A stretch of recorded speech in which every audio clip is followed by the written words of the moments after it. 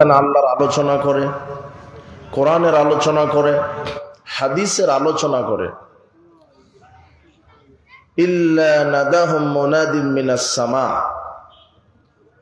ওইসব ব্যক্তিদেরকে আল্লাহ সুবহানাহু ওয়া তাআলা তিনি আরশে আজিম থেকে ডেকে বলেন, কুমু মাগফুরাল লাকুম।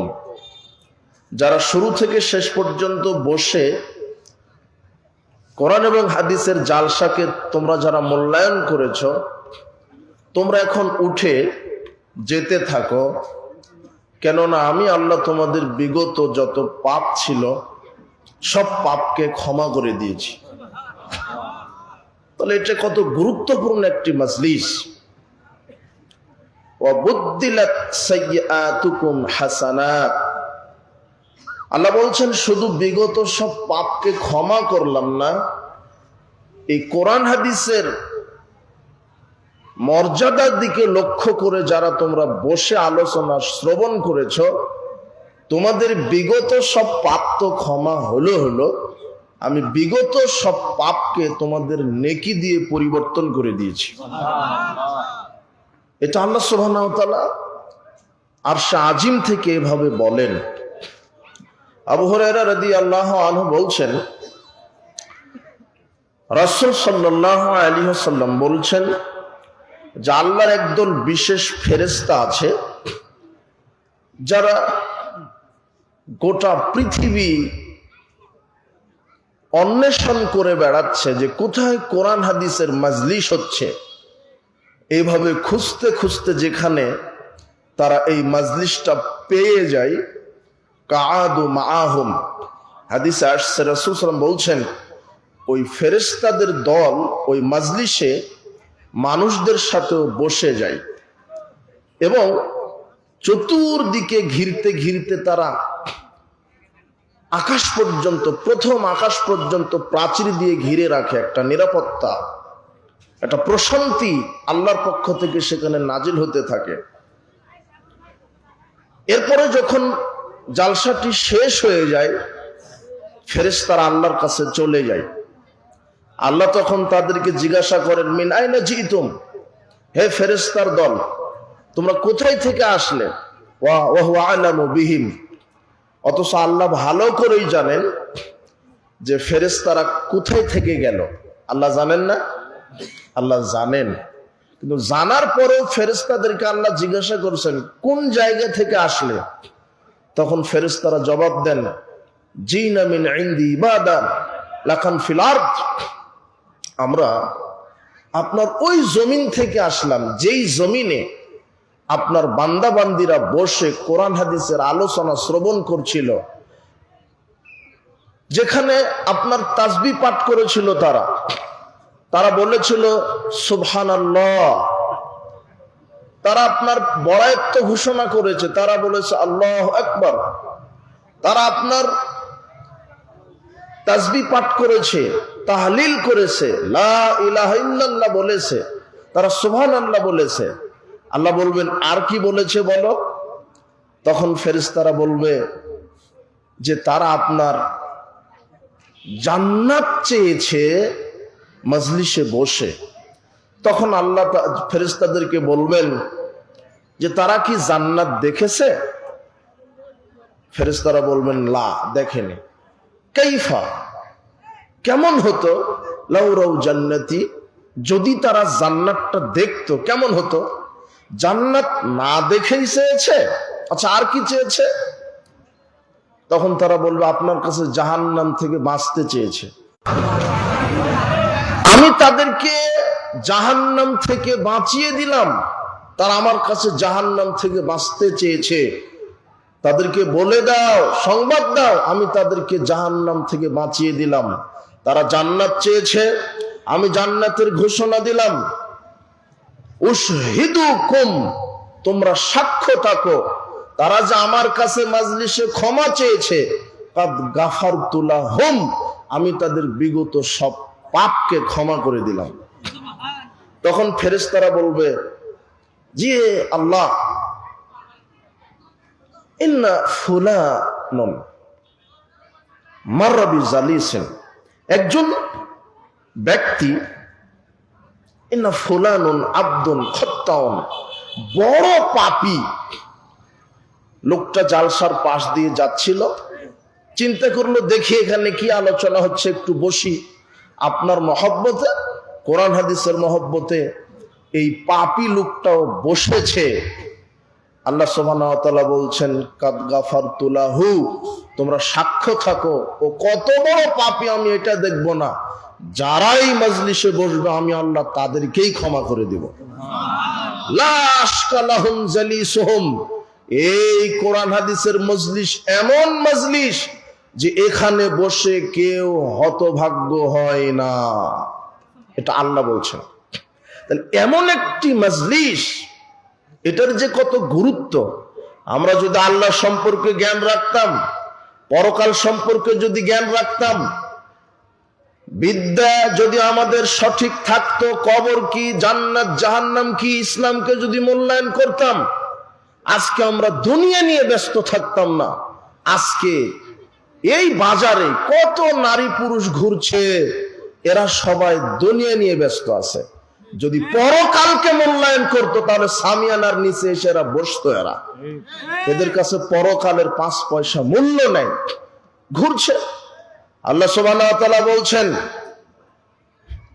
আম্মা মান তাগা ওয়া সারাল হায়াতাদ দুনিয়া, যে ব্যক্তি সীমা লঙ্ঘন করলো আর দুনিয়ার জীবনকে প্রাধান্য দিল, ফাইনাল জাহিমা হিয়াল মাওয়া, তাদের থাকার জায়গা হবে জাহান্নাম।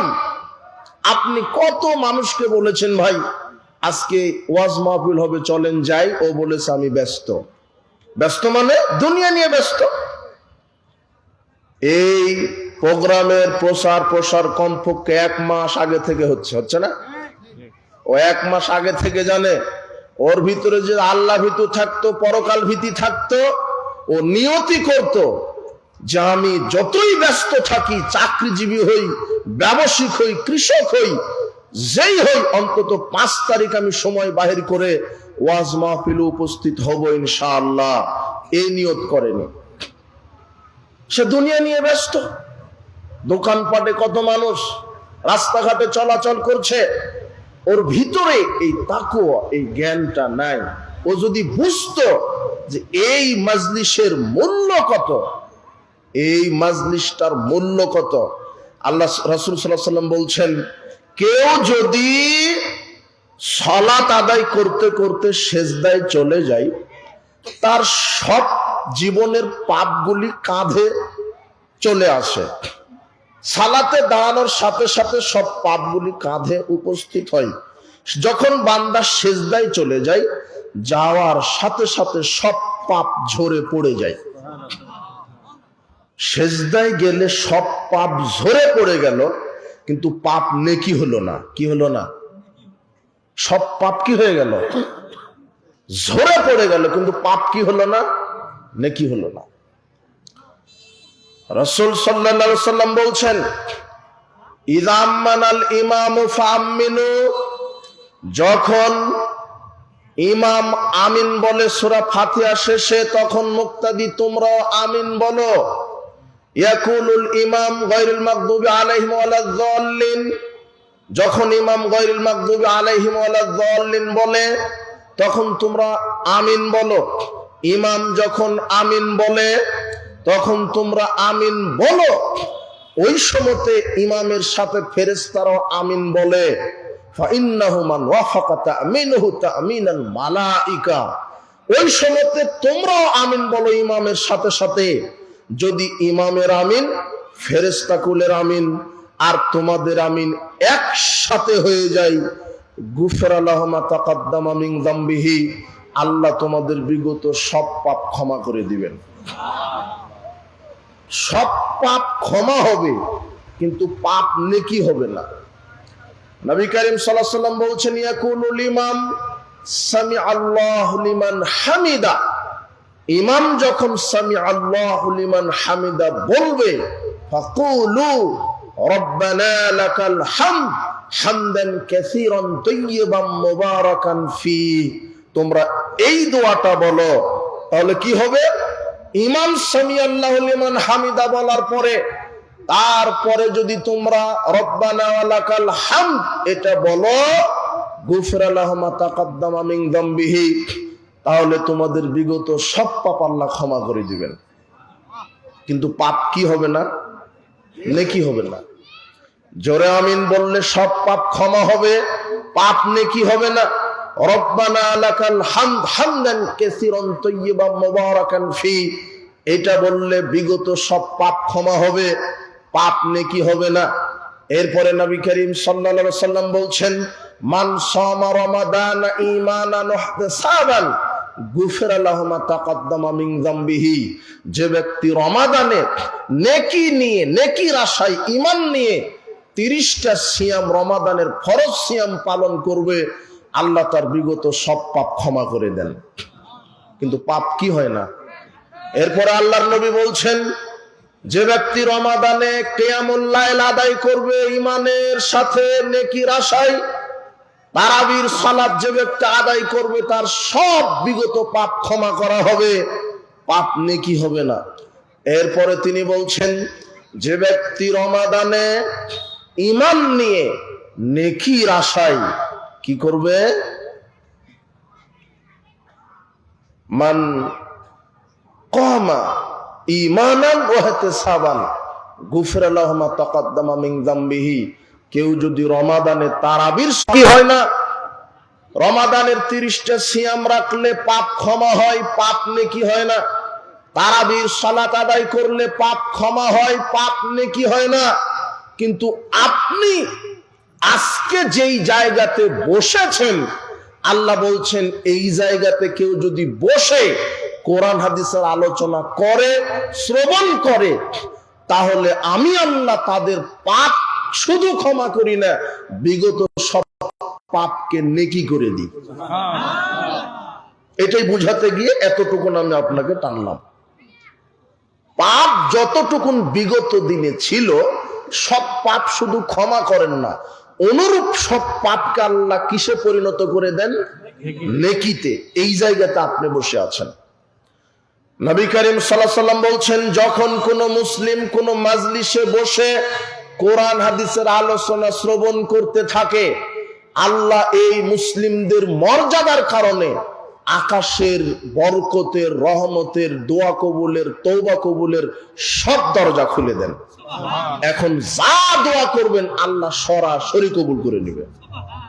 এই জন্য আপনি বক্তব্য শুনেন, মাসে 2টা 4টা 5টা 10টা তাফসির মাহফিলে যান, ইসলামী জালসায় যান, কিন্তু গিয়ে শুধু হা করে বক্তব্য শুনবেন না। মাঝে মাঝে সুবহানাল্লাহ বলবেন, আলহামদুলিল্লাহ বলবেন, আল্লাহু আকবার বলবেন। আর এই সময়তে আকাশের দরজা খোলা আছে। কেন? এখন শুধু রহমত, বরকত, শান্তি নাজিল হচ্ছে এখানে, আর দোয়া কবুলের জন্য আল্লাহ রেডি আছে। আল্লাহ বলছেন, মাজলিসে বসে আল্লাহ অর্ডার দিয়েছেন, হে ফেরেশতা মণ্ডলী শোনো, উশহিদুকুম, তোমরা সাক্ষ্য থাকো, ওই মাজলিসের যে কোনো নারী পুরুষ আমার কাছে আজকে যা চাইবে ফাতাইতুহুম, আমি তাদেরকে তাই দিয়ে দিব। কিছু চাইতে হয়, কি চাইবেন? আল্লাহর কাছে বলেন, আল্লাহ আমার পিতা মাতা অসুস্থ, তুমি সুস্থতা দান করো। আল্লাহ আমার পিতা মাতা মারা গেছে, যদি কবরের শাস্তি থেকে থাকে হয়ে যায়, কবরের শাস্তি মাফ করে দাও।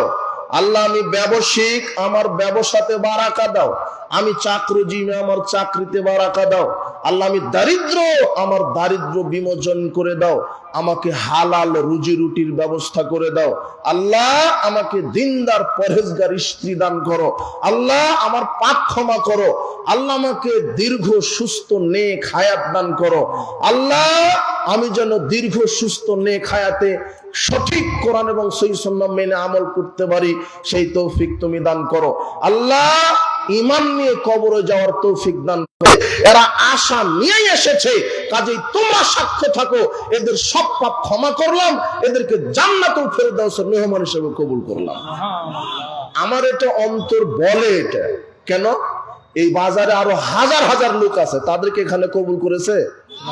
আপনাকে কবুল করেছে, তার মানে নিশ্চিত আল্লাহ আপনাকে ক্ষমা করেছেন ইনশাআল্লাহ। আপনি হতভাগ্য নন, আপনি যদি হতভাগ্য হতেন, এই প্রোগ্রাম, এখানে একটা প্রোগ্রাম হচ্ছে, তারপরও আপনি মোড়ে মোড়ে দোকানপাটে বসে বিড়ি সিগারেট গাঁজা খেতে পারতেন না? পারতেন? দেখেন, মুসলমান, কোরআন হাদিসের আলোচনা হচ্ছে, অথচ দুনিয়া নিয়ে ব্যস্ত। আল্লাহ ওদেরকে সঠিক বুঝ, হেদায়েত দান করুন, আমিন। আপনাকে আল্লাহ কবুল করেছেন।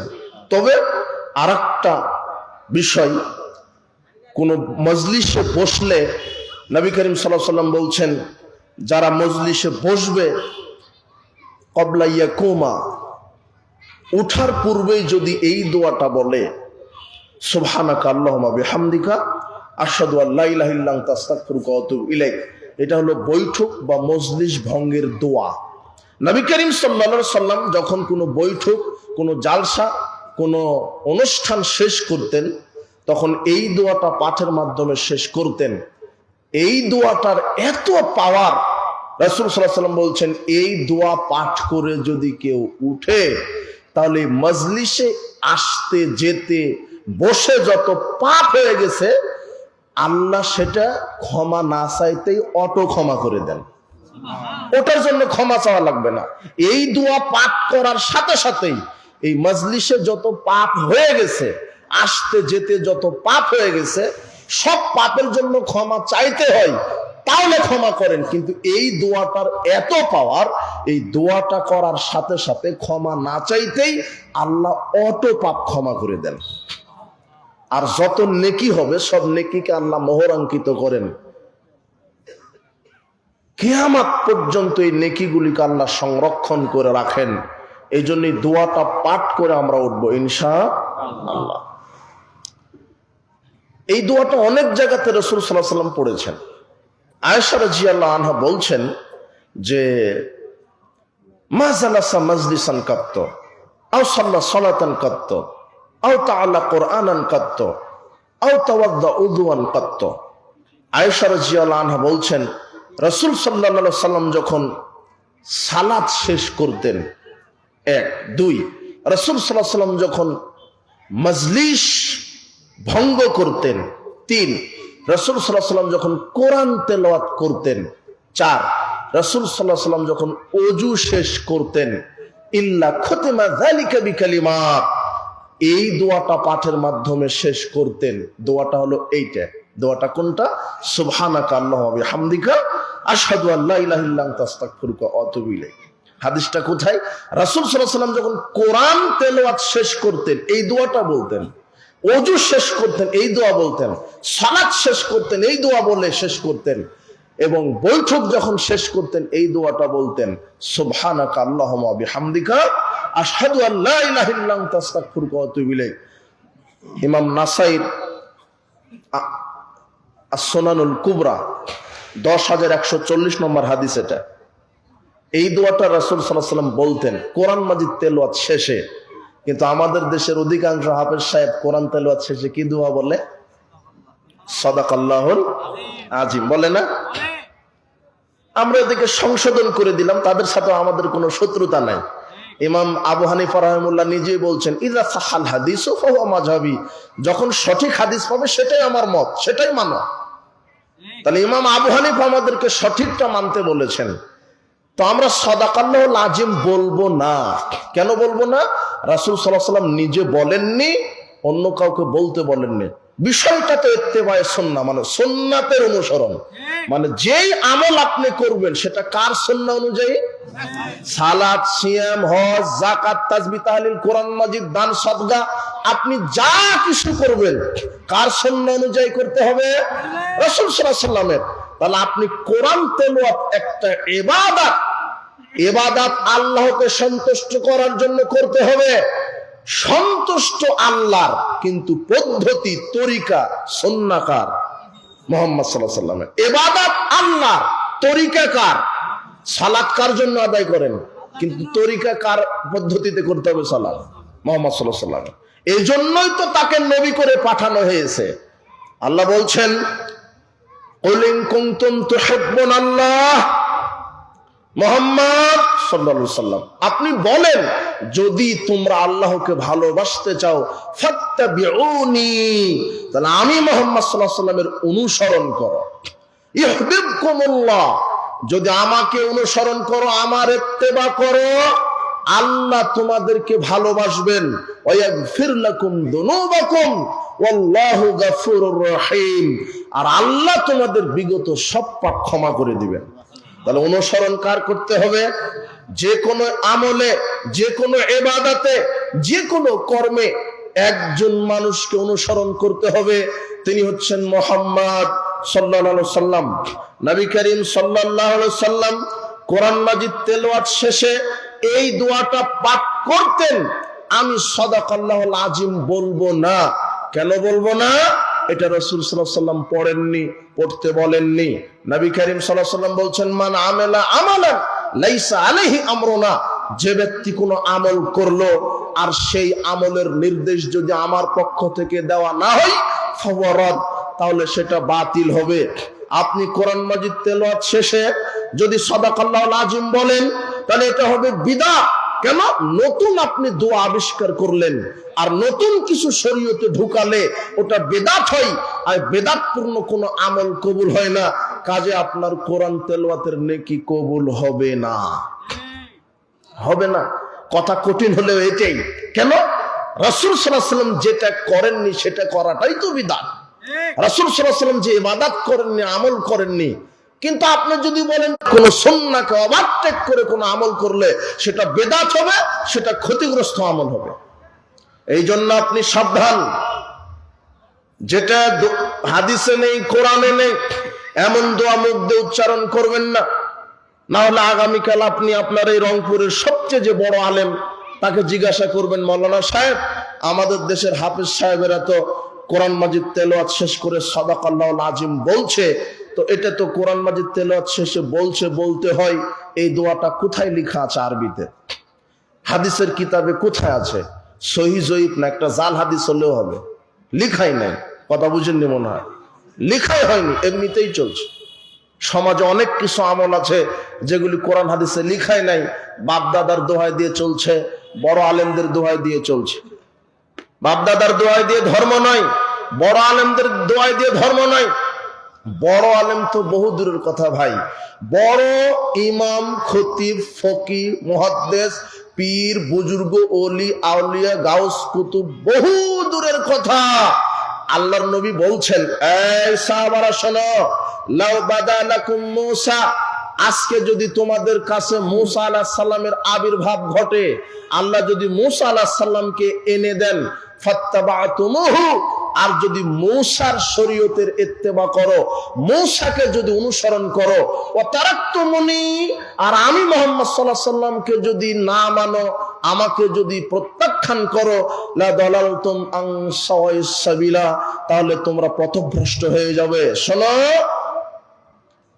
মূসা আলাইহিস সালাম আদরাকা নবুওয়াতি, মূসা আলাইহিস সালাম যদি এখন আসে আর আমার যদি নবুয়ত পায়, লাত্তাবাআনি, তাহলে মূসাকেও আমার ইত্তেবা করতে হবে।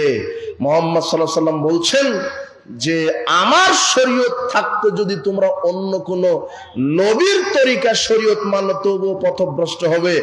যেখানে মুহাম্মদ সাল্লাল্লাহু আলাইহি সাল্লামের সুন্নাহ থাকা অবস্থায়, মুহাম্মদ সাল্লাল্লাহু আলাইহি সাল্লামের হেদায়েত থাকা অবস্থায়, যেখানে মুহাম্মদ সাল্লাল্লাহু আলাইহি সাল্লামের পক্ষ থেকে আমল থাকা অবস্থায়, যেখানে মুহাম্মদ সাল্লাল্লাহু আলাইহি সাল্লামের সুন্নাহ থাকা অবস্থায় অন্য কোন নবীর তরিকা টিকে না, সেখানে আপনার পীর, বুজুর্গ, আলেমদের তরিকা কি করে টিকতে পারে? মাযহাবের দোহাই দিয়ে শরীয়ত কি করে টিকতে পারে? খানকা, মাজার, ওরসের দোহাই দিয়ে শরীয়ত কি করে টিকতে পারে? শরীয়ত একজন মানুষের কথাতে টিকবে, তার নাম হচ্ছে মুহাম্মদ সাল্লাল্লাহু আলাইহি সাল্লাম। কারো নিকট থেকে শরীয়ত ধার করা লাগবে না। আল্লাহ সুবহানাহু ওয়া তাআলা বলছেন, ওয়া মান ইউশাকিকির রাসূলা মিন বাদি মা তাবায়্যানা লাহুল হুদা ওয়া ইয়াত্তাবি গায়রাস সাবিলিল মুমিনিন নুওয়াল্লিহি মা তাওয়াল্লা ওয়া নুসলিহি জাহান্নাম ওয়া সাআত মাসীরা। প্রকাশ্য হেদায়েত, রাসূলের প্রকাশ্য হেদায়েত আসার পরেও যারা রাসূলের বিরুদ্ধাচরণ করবে, সাহাবায়ে কেরামের নীতির উল্টা যারা চলবে, আমি আল্লাহ তাদেরকে সেদিকেই ফিরাবো যেদিকে তারা ফিরতে চাই। অবশেষে রসুলের সুন্নাহ অনুযায়ী আমল না করার কারণে আমি আল্লাহ তাদেরকে বিচারের মাঠে জাহান্নামে আসার দিব। এই কথা আল্লাহ বলছেন। তাহলে আপনি যদি আমল করেন রসুলের সুন্নাহ অনুযায়ী যদি না হয়, তাহলে ওই আমল করার পর আপনাকে জাহান্নামে যেতে হবে। এই জন্য রসুলের সুন্নাহ অনুযায়ী আপনাকে আমল করতে হবে, রসুলের সুন্নাহর অনুসরণ আপনাকে করতে হবে। নবী করিম সাল্লাল্লাহু আলাইহি ওয়াসাল্লাম যে আমল দেননি সে আমল আপনার করার কোনো অধিকার নাই। আল্লাহ বলছেন, ওমা কানা লিমুমিনিন ওয়ালা মুমিনাতিন ইযা কাদাল্লাহু ওয়া রাসূলুহু আমরান আইয়াকুনা লাহুমুল খিয়ারাতু মিন আমরিহিম। আল্লাহ এবং তার রাসূল যেই নির্দেশ দিয়েছে, যে আমল করতে বলেছে, যেই শরীয়ত যেই তরিকা দিয়েছে, এটা বাদ দিয়ে যদি মানুষ নিজেদের মতো করে শরীয়ত তৈরি করে নেয়, যদি আল্লাহ এবং তার রাসূলের নাফরমানি করে, তাহলে সে পথভ্রষ্ট হবে। এই কথা আল্লাহ বলে দিচ্ছেন। এই জন্য আমল, আকীদা, ঈমানে সব ক্ষেত্রে রাসূল সাল্লাল্লাহু আলাইহি ওয়াসাল্লাম সালাফগণের নীতি আদর্শ আমাকে মেনে চলতে হবে। উপস্থিত বৈঠকের মুসলিম দিনী ভাইগণ, বলছিলাম ইত্তেবায়ে সুন্নাহ, সুন্নাতের অনুসরণ। আপনি যে আমলই করেন, সালাত, সিয়াম, হজ, যাকাত, তাসবিহ, তাহলিল, সব ক্ষেত্রে রাসূলের সুন্নাহ আছে। আপনার মানুষের তৈরি করা কোনো মতবাদ, কোনো ইজাম, কোনো খানকা, মাজার, ওলি আউলিয়া, গাউস, কুতুব থেকে শরীয়ত নিতে হবে না। আপনার এমন কোনো আমল নেই যে আমলটা করবেন সেখানে রাসূল সাল্লাল্লাহু আলাইহি ওয়াসাল্লাম শরীয়ত বলে দেননি। আয়েশা রাদিয়াল্লাহু আনহা বলছেন যে রাসূল সাল্লাল্লাহু আলাইহি ওয়াসাল্লাম যখন কোরআন তেলাওয়াত শেষ করতেন তখন সুবহানাকা আল্লাহুম্মা বিহামদিকা আশহাদু আল্লা ইলাহা ইল্লা আনতা আস্তাগফিরুকা ওয়া আতুবু ইলাইকা, এই দোয়াটা বলতেন। যখন তিনি ওযু শেষ করতেন তখন এই দোয়াটা বলতেন। হ্যাঁ, ওযু শেষের আরো দোয়া আছে। আল্লাহর নবী বলছেন, মান তাওয়াজ্জা ফাহসানাল উদওয়া, যে ব্যক্তি ওযু করলো, সুন্দর করে ওযু করলো, সুম্মা ইয়াকুল, এরপরে বলল আশহাদু আল্লা ইলাহা ইল্লাল্লাহু ওয়াহদাহু লা শারীকা লাহু আশহাদু আন্না মুহাম্মাদান আবদুহু ওয়া রাসূলুহু, এটা ওযু শেষের দোয়া। আল্লাহর নবী বলছেন, ফুতিহাত লাহু আবওয়াবিল জান্নাতি তামানিয়া, যে ব্যক্তি ওযু শেষে এই দোয়াটা পাঠ করবে আল্লাহ তার জন্য জান্নাতের 8টি দরজা খুলে দিবেন। ইয়াদখুলু মিন আইহাশা, সে যে কোনো দরজা দিয়ে প্রবেশ করতে পারবে জান্নাতে। তাহলে ওযু শেষে এটাও বলা যায়। তবে রাসূল সাল্লাল্লাহু আলাইহি ওয়াসাল্লাম যখন ওযু করতেন, ওযু শেষ করে এই দোয়াটা পড়তেন।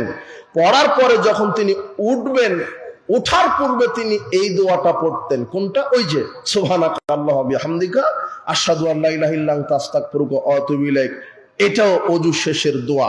এরপরে সালাত শেষ করে তিনি এই দোয়া বলতেন। তার মানে সালাত শেষ করে তিনি অনেক দোয়া বলতেন। তিনি সালাম ফেরানোর পরে বলতেন আল্লাহু আকবার, আস্তাগফিরুল্লাহ, আস্তাগফিরুল্লাহ, আস্তাগফিরুল্লাহ, আল্লাহুম্মা আনতাস সালাম ওয়া মিনকাস সালাম তাবারাকতা ইয়া যাল জালালি ওয়াল ইকরাম, এভাবে বলতেন তিনি। এরপরে বলতেন, তোমরা সালাতের পরে সুবহানাল্লাহ 33 বার বলো, আলহামদুলিল্লাহ 33 বার বলো, আল্লাহু আকবার 34 বার বলো। একজন ভিক্ষুক দরিদ্র মানুষ এসে বলছেন, আল্লাহর নবী, আমি তো দরিদ্র মানুষ, আমি ধনী মানুষের মতো অত ইবাদত করতে পারি না।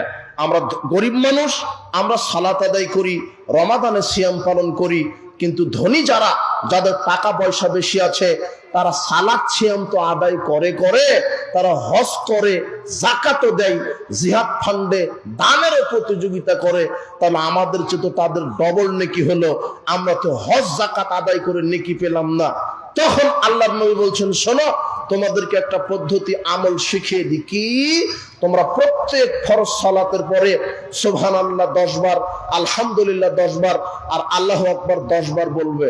এই 3টা তাসবিহ 30 বার যদি বলতে পারো, আল্লাহ তোমাদেরকে কবুল হজের নেকি লিখে দিবেন। হাদিস বুখারী 843 নম্বর হাদিস। 33 বার করে বললেও একই সব, 10 বার করে বললেও হবে।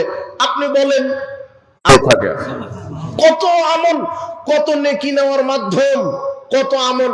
ফরজ সালাতের পরে নবী করিম সাল্লাল্লাহু আলাইহি ওয়াসাল্লাম কত আমল তার উম্মতকে শিখিয়ে দিয়েছে। এরপর আল্লাহ নবী বলছেন, মান কারা দুবরা কুল্লি সালাতিন, যে ব্যক্তি প্রত্যেক ফরজ সালাতের পরে আয়াতুল কুরসি পাঠ করবে, লাম ইয়ামনাহু মিন দুখুলিল জান্নাতিল মাউত, যে ব্যক্তির এই আমলটা থাকবে, কি আমল? প্রত্যেক ফরজ সালাতের সালাম ফিরানোর পরেই যদি আয়াতুল কুরসি পাঠ করা থাকে, যেই ব্যক্তির এই আমলটা থাকবে, এই ব্যক্তিটা জান্নাতে ঢুকতে পারছে না কেন? তার বাধা হয়ে দাঁড়িয়েছে মৃত্যু। এই লোকটা মৃত্যুবরণ করার সাথে সাথে আল্লাহ তাকে জান্নাতে ঢুকিয়ে দিবে।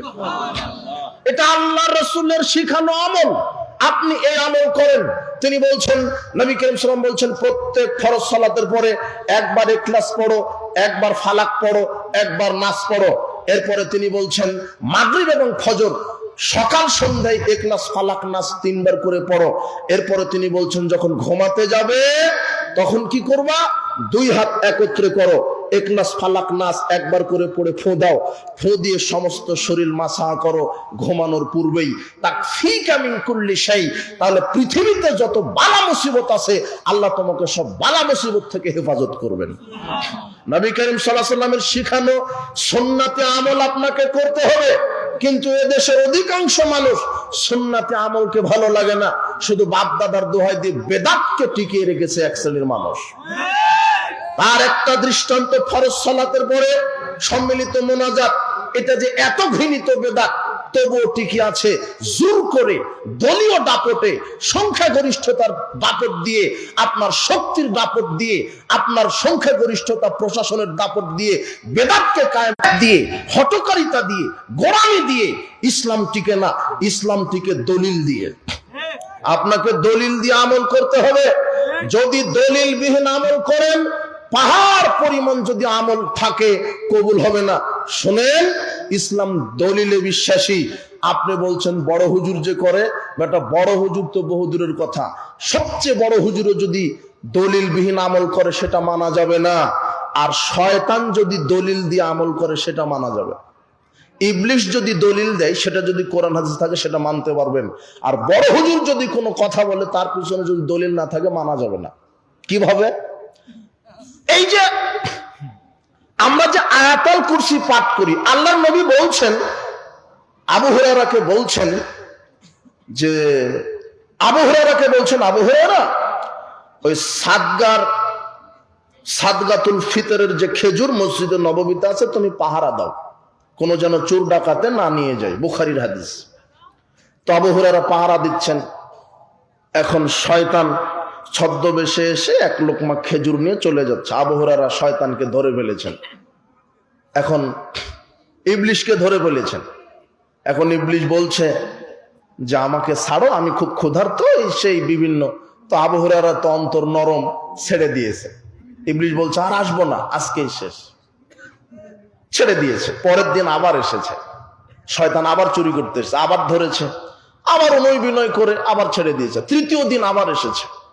এবার আবু হুরায়রা বলছে আজকে ছাড়বই না। বলছে শোনেন, আমার পরিবার না খেয়ে আছে, ছেলে মেয়ে বাচ্চা না খেয়ে আছে, অমুক হ্যান ত্যান, আজকে ছেড়ে দেন, আর আসবো না। আবার ছেড়ে দিয়েছে। সকালে চতুর্থ দিন যখন আবার আসছে, এইবারে ধরে ফেলেছে। কিন্তু ইবলিশ শয়তান বলছে শোনো, তোমাকে একটা আমল শিখিয়ে দিই, ওই আমলটা যদি তুমি করো তাহলে আমি তোমার কাছে আসতেই পারবো না। তো কি? ইবলিশ শয়তান আবু হুরায়রাকে বলছে ইযা আওয়াইতা ইলা ফিরাশিক, তুমি যখন বেডে যাবে, ঘুমাতে যাবে, ফাকরা আয়াতুল কুরসি, আয়াতুল কুরসি পড়ো। যদি তুমি আয়াতুল কুরসি পাঠ করে ঘুমিয়ে থাকো, তাহলে আল্লাহর পক্ষ থেকে একজন ফেরেশতা তোমাকে সারা রাত পাহারা দিবে। ওয়ালাম ইয়াকরুবুকা শাইতান হাত্তা তুসবিহা, আর সকাল পর্যন্ত তোমার কাছে কোনো শয়তান আসতে পারবে না। এই হাদিসটা শোনালেন কে কাকে? ইবলিশ শয়তান কাকে শোনালেন? আবু হুরায়রাকে। আবু হুরায়রা এই হাদিস কোনোদিন শুনেনি। সকালবেলা আবু হুরায়রা রাদিয়াল্লাহু আনহু রাসূল সাল্লাল্লাহু আলাইহি ওয়াসাল্লামকে বলছেন, আল্লাহর নবী এই ঘটনা, কিন্তু লোকটা আমাকে এই হাদিসটা শুনিয়ে গেছে, এটা কতটুকুন সত্য? তখন মুহাম্মদ সাল্লাল্লাহু আলাইহি ওয়াসাল্লাম বলছেন, হ্যাঁ, ও এসেছিল হলো শয়তান, তোমাকে যে হাদিসটা শুনিয়ে গেছে সেটা আল্লাহ বলেছেন, আমিও স্বীকৃতি দিলাম, তুমি এটা আমল করো। যদি ইবলিশও কোনো কথা বলে, তার পিছনে যদি কোরআন সুন্নাহর দলিল থাকে, তাহলে অবশ্যই সেটা মানতে হবে। আর আপনার যত বড়ই পাগড়িওয়ালা হুজুর হোক, আলখাল্লা পড়া হুজুর হোক, সে যদি কোনো দলিল বলে, সেটা যদি মুহাম্মদ সাল্লাল্লাহু আলাইহি ওয়াসাল্লাম থেকে প্রমাণিত না হয়, সেটা মানার 5 পয়সার কোনো মূল্য নেই। আপনার বাপ দাদা দিয়ে চলবে না ধর্ম, বড় হুজুর দিয়ে ধরবে না, আলেম ওলামা দিয়ে ধর্ম চলবে না। একজন পার্সন, একজন ব্যক্তি, যার নাম মুহাম্মদ সাল্লাল্লাহু আলাইহি সাল্লাম। আজকে উপমহাদেশে অনেক মসজিদ মাদ্রাসায় শিরক বিদআত চালু আছে এক শ্রেণীর পাগড়িওয়ালা, আলখাওয়ালা, টুবিওয়ালা বেদাতি হুজুরদের কারণে। এরা শরীয়তকে অপব্যাখ্যা করেছে, মাত্র সমাজে চাকরি বাঁচানোর জন্য এরা হক কথা বলতে পারে না, এরা বেদাতি বলতে পারে না। কাপুরুষের মতো ম্যাও ম্যাও করে বলে সুন্নাতের খেলাফ। আরে পুরুষ হলে বল না এটা বেদাত। জাতির সামনে স্পষ্ট করে দাও, ফরজ সালাতের পরে, সভা সমিতির পরে, বিবাহের বৈঠকের পরে, জানাজার সালাতের পরে সম্মিলিত মুনাজাত বিদআত। এটা প্রমাণ, এটা প্রকাশ করে দাও না কেন তোমরা? করবে না? আশ্চর্য কথা, যেটা মুহাম্মদ সাল্লাল্লাহু আলাইহি ওয়াসাল্লাম করেননি, সাহাবায়ে কেরাম করেননি। বলেন, আপনার হুজুরকে বলতে বলেন মিলাদ, কিয়াম, চেহলাম এগুলি বিদআত। এক শ্রেণীর আলেম ওলামা এই পৃথিবীতে দালালি করছে ধর্মের, এদের পৃষ্ঠপোষকতায় শিরক কায়েম আছে, বেদাত কায়েম আছে। আল্লাহ এদেরকে যেন হেদায়েত দান করে। বলছিলাম, উপস্থিত বৈঠকের মুসলিম দিনী ভাই বোন, ইত্তেবায়ে সুন্নাহ, সুন্নাতের অনুসরণ। যদি কোনো আমল করতে গিয়ে যদি দলিল না থাকে, সেই আমল আল্লাহ কবুল করবেন না। সাহাবায়ে কেরাম দলিলের ব্যাপারে কঠোর ছিলেন, আল্লাহ নিজে দলিলের ব্যাপারে কঠোর ছিলেন। আল্লাহ বলছেন, কোন ফাসিক যদি কোনো খবর নিয়ে আসে তাহলে তদন্ত করো। কে বলছেন? সূরা হুজরাতের 6 আয়াতে বলছেন, ইয়া আইয়ুহাল্লাযীনা আমানু ইন জাআকুম ফাসিকুম বিনাবাইন ফাতাবায়ানু। এই বিশ্বাসীগণ, যদি কেউ তোমাদের কাছে কোনো খবর নিয়ে আসে, সেটা তোমরা দলিল সহ যাচাই করো। আল্লাহ কি সহ যাচাই করতে বলেছেন? দলিল সহ। নবী করিম সাল্লাল্লাহু আলাইহি ওয়াসাল্লাম নিজে দলিলের উপরে কায়েম ছিলেন। তিনি নিজেও একটা আমল করবেন, তিনি শরীয়তের কাছে জিম্মি ছিলেন, তিনি আল্লাহর বিধানের কাছে জিম্মি ছিলেন। নিজের থেকে কোনো আমল করতে পারেননি, নিজের থেকে কোনো ফতোয়া তিনি দিতে পারেননি, যতক্ষণ না কার নিকট থেকে না আসছে। আর এই কথা আল্লাহ বলছেন, আল্লাহ বলছেন, ওয়ামা ইয়ানতিকু আনিল হাওয়া ইন হুয়া ইল্লা ওয়াহয়ুহা। আমার নবী নিজের থেকে কোনো কথা বলেন না, তিনি যা বলেন সব আমার পক্ষ থেকে করা ওহী। সুবহানাল্লাহ। যিনি জীবনে একটাবার মিথ্যা কথা বলেননি, আকাশের নিচে জমিনের উপরে সবচেয়ে তাকওয়াশীল পরহেজগার মানুষ, ভদ্র নম্র মানুষ, সবচেয়ে দিনদার তাকওয়াশীল পরহেজগার মানুষ, যার নাম মুহাম্মদ সাল্লাল্লাহু আলাইহি ওয়াসাল্লাম। এই ব্যক্তি নিজের থেকে একদিনও একটা কথা বাক্য কোনোদিন বলেননি। আল্লাহ বরং আরো হুমকি দিয়েছে আমাদের নবীকে। আল্লাহ বলছেন, ওয়ালাউ তাকাওয়ালা আলাইনা বা'দাল আকাবিল। হে জাতি শোনো, তোমরা এটার উপর অটল থাকো যে হে মুহাম্মদ সাল্লাল্লাহু আলাইহি ওয়াসাল্লাম, তুমি যদি আমি আল্লাহর কোনো কথা নিজের থেকে তুমি যদি বানিয়ে বানিয়ে বলতে যেটা আল্লাহ বলেছেন, তুমি নিজের থেকে বলে যদি বলতে যেটা আল্লাহ বলেছেন, আর সেটা যদি আমার না হতো, লাখাজনা মিনহু বিল ইয়ামিন, আমি ডান হাত দিয়ে তোমার হৃৎপিণ্ডটাকে চেপে ধরতাম, সুম্মা লাকাতানা মিনহুল ওয়াতিন, আর আমি তোমার ডান হাত দিয়ে আমি তোমার হৃৎপিণ্ডটা চেপে ধরে আমি তোমার হৃৎপিণ্ডটা কেটে ফেলে দিতাম, কণ্ঠনালী কেটে ফেলে দিতাম, যদি আমার নামে তুমিও বানিয়ে বানিয়ে কথা বলতে। এই কথা কে কাকে বলছেন? আল্লাহ। কাকে বলছেন? মুহাম্মদ সাল্লাল্লাহু আলাইহি ওয়াসাল্লামকে। তার মানে মুহাম্মদ সাল্লাল্লাহু আলাইহি ওয়াসাল্লাম যা কিছু বলেছেন সব কার পক্ষ থেকে? এক শ্রেণীর ফিতনাবাজ, অনেক ফিতনাবাজ ভ্রান্ত তরিকা দল বের হয়েছে, তার একটা নব্য টাটকা ফিতনাবাজ হচ্ছে আহলে কোরআন। আহলে কোরআন এরা বলছে যে শুধু কোরআন মানতে হবে, হাদিস মানা যাবে না। কেন? হাদিস আসছে বহু পরে, হাদিস মানুষের বানানো, শুধু কোরআন মানতে হবে। আপনাকে এই আকীদায় বিশ্বাসী হতে হবে যারা বলে শুধু কোরআন মানলেই যথেষ্ট হবে, কোরআনে যেটা পাবো সেটা মানবো, হাদিস মানার দরকার নেই। এরা টাটকা কাফের। এদেরকে যারা কাফের মনে করবে না তারাও কাফের। কথা বুঝেছেন? এরা ফিতনাবাজ। এরা বলছে শুধু কোরআন মানলে হবে। মুহাম্মদ সাল্লাল্লাহু আলাইহি ওয়াসাল্লাম 1450 বছর পূর্বেই এই আহলে কোরআনদের ব্যাপারে সতর্ক করে গেছেন। আপনি আবু দাউদ খুলেন, 4604 নম্বর হাদিস। রাসূলুল্লাহ বলছেন, শোনো, আলা ইন্নী উতিতুল কিতাব ওয়া মিসলাহু মাআহু। যারা বলে যে শুধু কোরআন মানলে হবে না, আল্লাহ আমাকে কোরআন দিয়েছে, কোরআনের সাথে অনুরূপ আরেকটা কিতাবও দিয়েছে। বলেন সুবহানাল্লাহ। কোরআনের সাথে অনুরূপ কিতাব কি? হাদিস। এরপরে তিনি স্পষ্ট করে দিলেন, আলা, মনে রেখো, শাবআনু রাজুলুন শাবআনু আলা আরিকাতিহি, এক শ্রেণীর ফাহারিমহু, কোরআনে যেটা হারাম পাবে ততটুক মেনে চলবে, শুধু কোরআন মানবে। আল্লাহ নবী বলছেন এদের থেকে সাবধান থাকো। নবী করিম সাল্লাল্লাহু আলাইহি ওয়াসাল্লাম 1450 বছর পূর্বে সতর্ক করে দিয়েছেন। হাদিস পরে এসেছে না, এই ভুল ব্যাখ্যাটা সমাজে দেওয়া হচ্ছে। অথচ সাহাবায়ে কেরাম রাসূল সাল্লাল্লাহু আলাইহি ওয়াসাল্লামের যুগ থেকেই হাদিস লিখতেন। কার যুগ থেকেই? রাসূল সাল্লাল্লাহু আলাইহি ওয়াসাল্লামের যুগ থেকেই।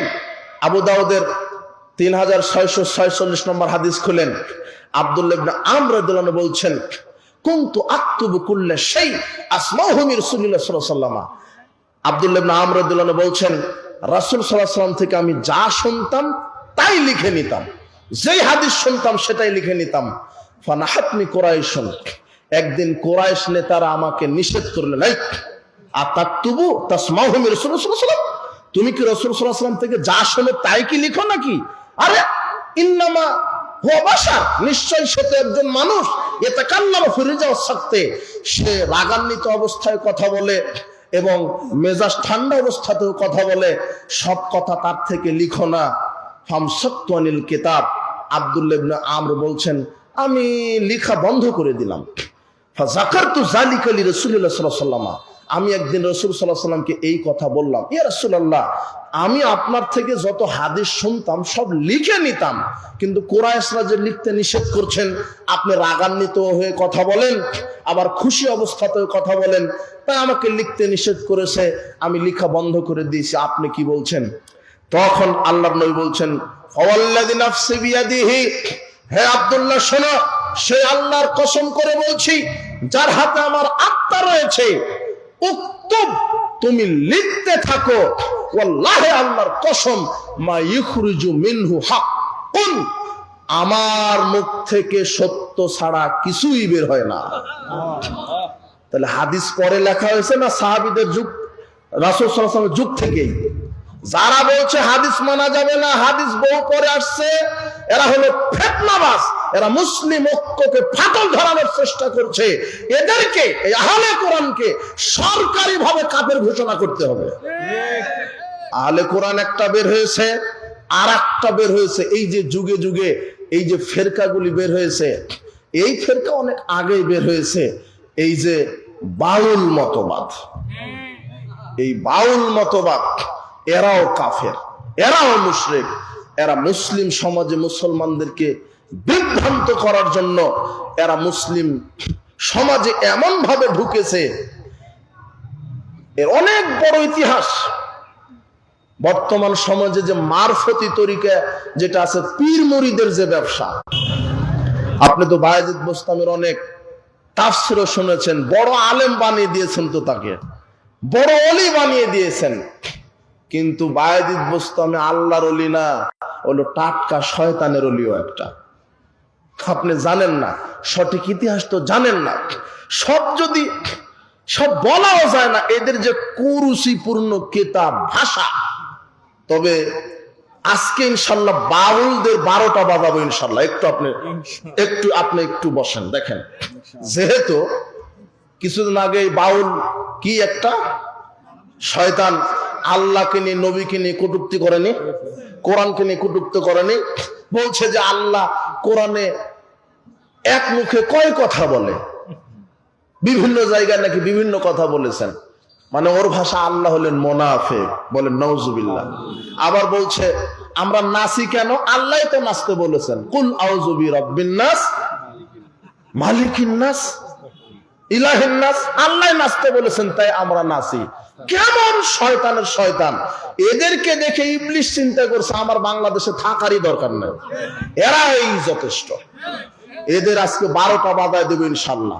জাতির সামনে ওপেন ভাবে না বলে এরা যে এত বিদাতের বেদাতি, এত যে মুশরিক, এত যে শয়তান, ইসলামের বিরুদ্ধে, আল্লাহর বিরুদ্ধে, নবীর বিরুদ্ধে এত কটূক্তি করেছে, তার এই বাউলদের প্রথম শাখায় ছিল সুফি থেকেই চলে আসছে।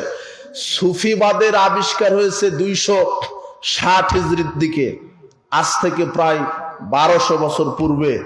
তার এই সুফিবাদের প্রতিষ্ঠাতা হলো আবু ইয়াজিদ, যেটা আপনি নাম শুনেছেন বায়জিদ বোস্তামি, কথা বোঝেননি? এই বায়জিদ বোস্তামি সুফিদের জনক। আর বায়জিদ বোস্তামির ছাত্র হচ্ছে হুসাইন বিন মানসুর হাল্লাজ, এ হলো 309 হিজরিতে মারা গেছে। এরাই এই সুফি আকীদা বিশ্ববাসীর সামনে প্রচার করেছে, যেটা আজকে বর্তমান উপমহাদেশে মারফতের নামে এই পীর মুরিদি যে ব্যবসা চালু নাই, এটাই হলো সুফি আকীদা। এদের ভিতরে সুফি আকীদা আছে। কি আকীদা? সুফিদের 1 নম্বর আকীদা। যারা পীর মুরিদ, খানকা, মাজার এগুলোতে বিশ্বাসী, এমনকি আমাদের দেশের যারা তাবলিগ জামাতের ভাইয়েরা, ভাই বলতে গেলে তো আপনি বলবেন যে এই যে ফিতনা বাঁধায় দিল, কিন্তু সত্যটা না বললে তো আপনি জানতেও পারবেন না। জানতে পারবেন? আজকে সমাজে সত্য বলা কঠিন, সত্য মানা কঠিন। সমাজে প্রসিদ্ধ অনেক জিনিস আছে, আপনি বিশ্বাস করেন সমাজে অনেক কিছু প্রসিদ্ধ হলেও সেটা বিশুদ্ধ নয়। অনেক কিছু আপনি জানেন প্রসিদ্ধ, কিন্তু বিশ্বাস করেন সেটা বিশুদ্ধ নয়। আপনি ওইভাবেই মনে করছেন যেটা তো ঠিক না। আমি যদি আপনাকে বলি কোরআন মাজিদের আয়াতের সংখ্যা কত, ফট করে বলে দিবেন 6666টা। অথচ কোনোদিন গণে দেখেছেন? যে আলেম বলছে, আলেমে গণে দেখেনি। ও শুনেছে তার কাছ থেকে, ও শুনেছে তার কাছ থেকে, সর্বপ্রথম শুনেছে ইবলিশের কাছ থেকে। ইবলিশ বলে দিয়েছে 6666। আসলে গণে দেখেছেন? আজকে গণে দেখেন তো 6236টা। কতটা? কিন্তু কায়েম আছে কোনটা? 6666। এটা প্রসিদ্ধ। প্রথম যে বলেছে সে ইবলিশ শয়তান। কিন্তু কে কে প্রথম অনুবাদক? আজকে আপনি নেটে সার্চ দিবেন, উইকিপিডিয়াতে ঢুকবেন, সত্য যাচাই করা লাগবে। দেখবেন যে প্রথম বঙ্গানুবাদ কে করেছেন। দেখবেন কি বঙ্গানুবাদ, প্রথম কোরআন মাজিদ বঙ্গানুবাদ করেছেন, আমি তো ভুলে গেলাম। না না না, ওনার বাসা নরসিংদী 5 দনাতে। ইন্নালিল্লাহ। হ্যাঁ,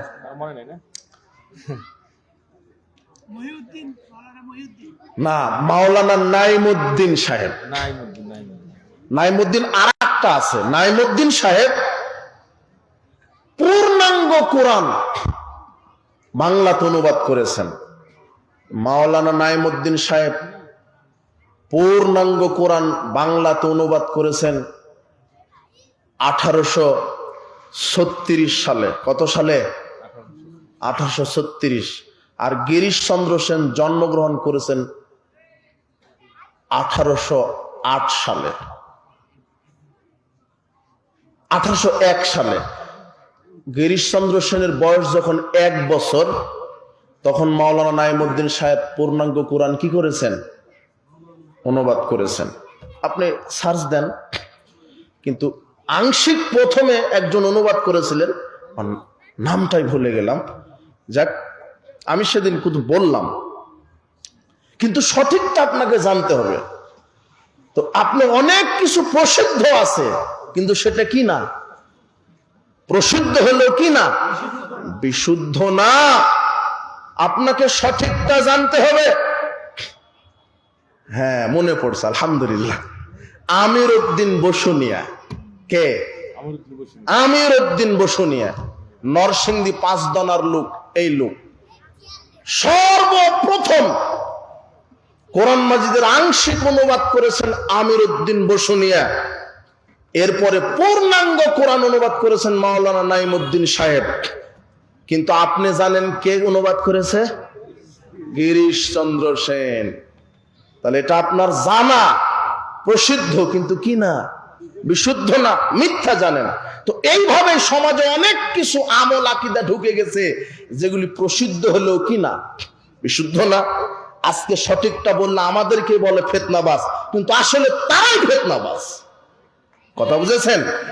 এই সুফি আকীদা ঢুকে গেছে মুসলিম সমাজে, মারফতের নামে, পীরতন্ত্রের নামে। সুফিদের জনক আবু ইয়াজিদ ওরফে বায়জিদ বোস্তামি এ বলছে, বায়জিদ বোস্তামির আকীদা সুফিদের 4টা মৌলিক বড় বড় ভ্রান্ত আকীদা। এক, যে ওয়াহদাতুল ওজুদ, মানুষ আল্লাহ, সাপ আল্লাহ, গরু আল্লাহ, সব আল্লাহর একটা অংশ। বলেন নাউজুবিল্লাহ। আপনি বুঝতে পারেন, আল্লাহ হলেন খালেক, মানুষ হলেন মাখলুক, অন্যান্য যত সৃষ্টি আছে মাখলুক, এগুলো হলো সৃষ্টি, আর আল্লাহ হলেন স্রষ্টা। পার্থক্য নেই, কিন্তু সুফিদের কাছে পার্থক্য নেই, মানুষই আল্লাহ, আল্লাহই মানুষ। এই পীরদের আকীদা, মারফতদের আকীদা। কিভাবে? দলিল কোরআনে আছে। কি? সূরা নূরের 35 নম্বর আয়াতে দলিল দিচ্ছে, আল্লাহু নূরুস সামাওয়াতি ওয়াল আরদ। আল্লাহ হলেন আকাশ সমূহের আর জমিন সমূহের নূর। ওই যে একটা কথা নাই সমাজে, আল্লাহর নূরে নবী পয়দা, নবীর নূরে সারা জাহান। এই কথা শুনেছেন? আল্লাহর নূরে নবী পয়দা, নবীর নূরে সারা জাহান পয়দা। বলেন নাউজুবিল্লাহ। মানে সব আগে সব মুবারক ছিল, পরে শয়তান বলছে মুবারক চলবে না। মানে এই তসবি মোবারক, জায়নামাজ মোবারক, অমুক মোবারক ছিল না, হ্যাঁ? আর এখন হচ্ছে সব নুরানি, নুরানি তসবি, নুরানি টুপি, নুরানি পাঞ্জাবি, নুরানি কোরআন, নুরানি আতর, নুরানি জর্দা। নুরানি কি? জর্দা। সব নুরানি, মানে সব আল্লাহর একটা অংশ। দলিল কোরআনে। এই যে কোরআনের আয়াতের অপব্যাখ্যা করলো, আল্লাহ নূরুস সামাওয়াতি ওয়াল আরদ, এই আয়াত নাযিল হয়েছে পীরের বাপের উপরে না মুহাম্মদ সাল্লাল্লাহু আলাইহি ওয়াসাল্লামের উপরে? সাহাবীদের সময়। আপনি ব্যাখ্যা কার কাছ থেকে নেবেন? আল্লাহ আকাশ সমূহের আর জমিনের নূর, এর ব্যাখ্যা সাহাবীরা করেছেন। কি? আল্লাহ আকাশের নূর মানে আকাশ জমিন তার আলোয় আলোকিত। এই কথা ঠিক, তার আলোয় আলোকিত, তার আলো ছাড়া কোনো আলো নেই। আল্লাহ আকাশকে আলোকিত করেছেন সূর্য দ্বারা, চন্দ্র দ্বারা, নক্ষত্র দ্বারা ঢেলে সাজিয়েছেন। এই জন্য আকাশের আলো, আকাশ আলোকিত করেছেন এই সূর্য চন্দ্র নক্ষত্র দ্বারা। আর জমিনটাকে আলোকিত করেছেন, সাহাবায়ে কেরাম বলছেন, ওলামা, মুহাদ্দিস, হকপন্থী আলেম ওলামা দ্বারা আল্লাহ জমিনটাকে আলোকিত করেছেন। সুবহানাল্লাহ। এগুলো হচ্ছে হেদায়েতের নূর। আপনার অন্তরে নূর থাকবে। নবী করিম সাল্লাল্লাহু আলাইহি ওয়াসাল্লাম এই জন্য মসজিদে যাওয়ার সময় একটা দোয়া বলতেন, আল্লাহুম্মা জাআল কলবি নূরান ওয়া সামঈ নূরান ওয়া বাসারি নূরান ওয়া মিন খালফি নূরান ওয়া মিন আমামি নূরান আইয়ামিনি নূরান আর শিমালি নূরান। এইভাবে রাসূল সাল্লাল্লাহু আলাইহি ওয়াসাল্লাম দোয়া করতেন, আল্লাহ তুমি আমার অন্তরে নূর দান করো, আমার চোখে নূর দান করো, আমার কানে নূর দান করো, উপরে নূর দান করো, নিচে নূর দান করো, ডানে নূর দান করো, বামে নূর দান করো। এটা হলো আল্লাহর হেদায়েতের নূর। কিন্তু এই বেদাতি কবর পূজারী, মাজার পূজারী, এরা নূর মানে মেনে নিয়েছে আল্লাহর নূর মানে গরু আল্লাহ, মানুষও আল্লাহ, পেশাবও আল্লাহ, পায়খানাও আল্লাহ। আমি মানে নূর বল, সব আল্লাহর নূর, মানে সব নূরের তৈরি, মোহাম্মদ নূরের তৈরি। দলিল কোথায় থেকে কোথায় দিল ভাই? এইভাবে কোরআনের অপব্যাখ্যা করেছে। এদের 1 নাম্বার আকীদাই ওয়াহদাতুল ওজুদ, মানে সবকিছুই এক একটা আল্লাহ। এটা হলো হিন্দুদের আকীদা। কিসের আকীদা? সর্বেশ্বরবাদ। হিন্দুরা বলে না, হরির উপর হরি, হরি শোভা পায়, হরিকে দেখিয়া হরি, হরিতে লুকায়। ব্যাঙও আল্লাহ, কুকুরও আল্লাহ, মানুষও আল্লাহ। এই জন্য হিন্দুরা গরুকে কি করে? গরু হিন্দুদের কি? দেবতা। কথা বুঝেননি? এটা হলো সুফিদের আকীদা 1 নম্বর। 2 নম্বর আকীদা, প্রকৃত সুফি আল্লাহ। প্রকৃত সুফি কি? মানে প্রকৃত পীর আল্লাহ। বায়জিদ বোস্তামির আকীদা, ওয়াল কওলু বিআন্নাল্লাহ ইয়াহিল্লু ফিল ইনসান। মানুষ, আল্লাহ যখন মানুষের ভিতরে ঢুকে যায় তখন মানুষ আল্লাহ ওয়ালিয়া মুর্শিদা। আর আল্লাহ যাকে পথভ্রষ্ট করেন তার কোনো মুর্শিদ নাই। এই যারা পীর মারফতে বিশ্বাসী এদের গুরুকে বলে মুর্শিদ, দয়াল মুর্শিদ। মানে এখন মুর্শিদের মুরিদ হতে হবে। এই যে আল্লাহ বলেছেন মুর্শিদের মুরিদ হও, মানে মুর্শিদের মুরিদ হলে মুর্শিদ হেদায়েত দিবে। অথচ এখানে আয়াতে মুর্শিদ শব্দটা আসছে, মুর্শিদ মানে হেদায়েত দানকারী, এটা ঠিক, কিন্তু হেদায়েত দানকারী পীর না আল্লাহ। আরে কোন নবীদের ক্ষমতা হয়নি তার উম্মতকে হেদায়েত দেওয়ার। নূহ আলাইহিস সালাম তার ছেলেদেরকে হেদায়েত দিতে পেরেছে? লূত আলাইহিস সালাম তার স্ত্রীকে হেদায়েত দিতে পেরেছে? আবুল আম্বিয়া নবীদের বাপ ইব্রাহিম আলাইহিস সালাম তার বাপকে হেদায়েত দিতে পেরেছে? সর্বশ্রেষ্ঠ নবী ও রাসূল মুহাম্মদ সাল্লাল্লাহু আলাইহি সাল্লাম তার চাচা আবু তালেবকে হেদায়েত দিতে পেরেছে? যেখানে নবীরা তার উম্মতকে হেদায়েত দিতে পারেনি, সেখানে কোরআনের আয়াত মারছে। এই যে ফালাং তাজিদা লাহু ওয়ালিয়াম মুরশিদা, যে পথভ্রষ্ট তার কোনো মুর্শিদ নাই, কাজেই এই পীরের মুরিদ হও, এ হলো মুর্শিদ, তোমাকে সুপারিশ করে হেদায়েত দিয়ে জান্নাতে নিয়ে চলে যাবে। এটা ভণ্ডামি না? এই কোরআনের আয়াত দিয়ে অপব্যাখ্যা দিচ্ছে। কিন্তু এই আয়াতটা বুঝতে হবে সাহাবীদের মতন করে। এখানে মুর্শিদ মানে হেদায়েত দানকারী কে? আল্লাহ। এখন হাদিসে আছে যে পীর আল্লাহ, হাদিসে আছে, আপনি খুলেন বুখারী 6502 নম্বর হাদিস, দেখেন হাদিস আপনাকে দেখাচ্ছে। আপনি আজকে খুলবেন, মনে করে রাখেন হাদিসটা, 6502 নম্বর হাদিস। রাসূল সাল্লাল্লাহু আলাইহি ওয়াসাল্লাম বলছেন, আল্লাহ বলছেন, যেই ব্যক্তি তার আল্লাহকে, তার রবকে সন্তুষ্ট করার জন্য রাতের অন্ধকারে বাতি বাল্ব নিভে দিয়ে জিকিরে ইশকে ইলাহি আশাক মাসুক হয়ে গেলে, আল্লাহর দিদারে চলে গেলে আল্লাহ ঢুকে যায়, আল্লাহ তার হাত পা চক্ষু হয়ে যায়, তখন পীরি হয়ে যায় আল্লাহ। এই যে হাদিস, তো আপনি নাউজুবিল্লাহ বলছেন কেন? এটা হাদিস। কিন্তু এই হাদিসটা মুহাম্মদ সাল্লাল্লাহু আলাইহি ওয়াসাল্লাম সাহাবীদেরকে বলেছেন। এই হাদিস বলেছেন তিনি যে মানুষের দুই চোখটা, আল্লাহ বলছেন আমি তার দুটা চোখ হয়ে যাই, দুটা কান হয়ে যায়। তো সব যদি হয়ে যায় তাহলে ওই মানুষটা কি হয়ে গেল? আল্লাহ। এটা হাদিসের কথা। কিন্তু এটার সঠিক বুঝ ব্যাখ্যা ইবলিসের কাছ থেকে নেবেন না সাহাবীদের কাছ থেকে নেবেন? এই বুঝটাতে আপনি ভুল করেছেন। এ সালাফগণ সাহাবায়ে কেরাম বলছেন, যখন যে ব্যক্তিটা আল্লাহর নফল ইবাদত করবে আল্লাহকে খুশি করার জন্য, ফরজ তো করবেই করবে, নফল ইবাদত করবে, আল্লাহ এত খুশি, ওই দুই চোখ দিয়ে সে খারাপ কিছু দেখে না। যখন দুই পা দিয়ে হাঁটে সেটা আল্লাহর শক্তিতে হাঁটে, যখন কান দিয়ে শুনে আল্লাহর শক্তিতে শুনে। তো কাফের তো আল্লাহর শক্তিতে শুনে, শুনে না? এখন আপনি বলবেন তো এটা, কিন্তু যেই ব্যক্তিটা অতি পরহেজগার, এই ব্যক্তিটা কান দিয়ে আল্লাহ এবং তার রাসূলের কথা ছাড়া কোনো গান বাজনা শ্রবণ করে না। এই দুই পা দিয়ে কোনো জেনার রাস্তায়, মদের রাস্তায় চলে না, এই পা দিয়ে আল্লাহর রাস্তায় চলে। চোখ দিয়ে আল্লাহর এই আকাশ জমিন দেখে শুকরিয়া আদায় করে, কান দিয়ে কোরআন হাদিস শুনে। এইটা হলো হাদিসের ব্যাখ্যা। কিন্তু এই হাদিসটা প্রকাশ করে জাতিকে বলছে যে ওই যে পীরি হলো আল্লাহ। এই যে তাহলে ব্যাখ্যা দিচ্ছে ভুল। আল্লাহ নবী বলছেন এক শ্রেণীর আলেম বের হবে, কোরআন হাদিস থেকে কথা বলবে, কিন্তু ভুল ব্যাখ্যা দিয়ে মানুষকে মুশরিক বানাবে। এটাই হচ্ছে তার ব্যাখ্যা। এই সুফিদের আকীদা এটাই। আর একটা কি আকীদা?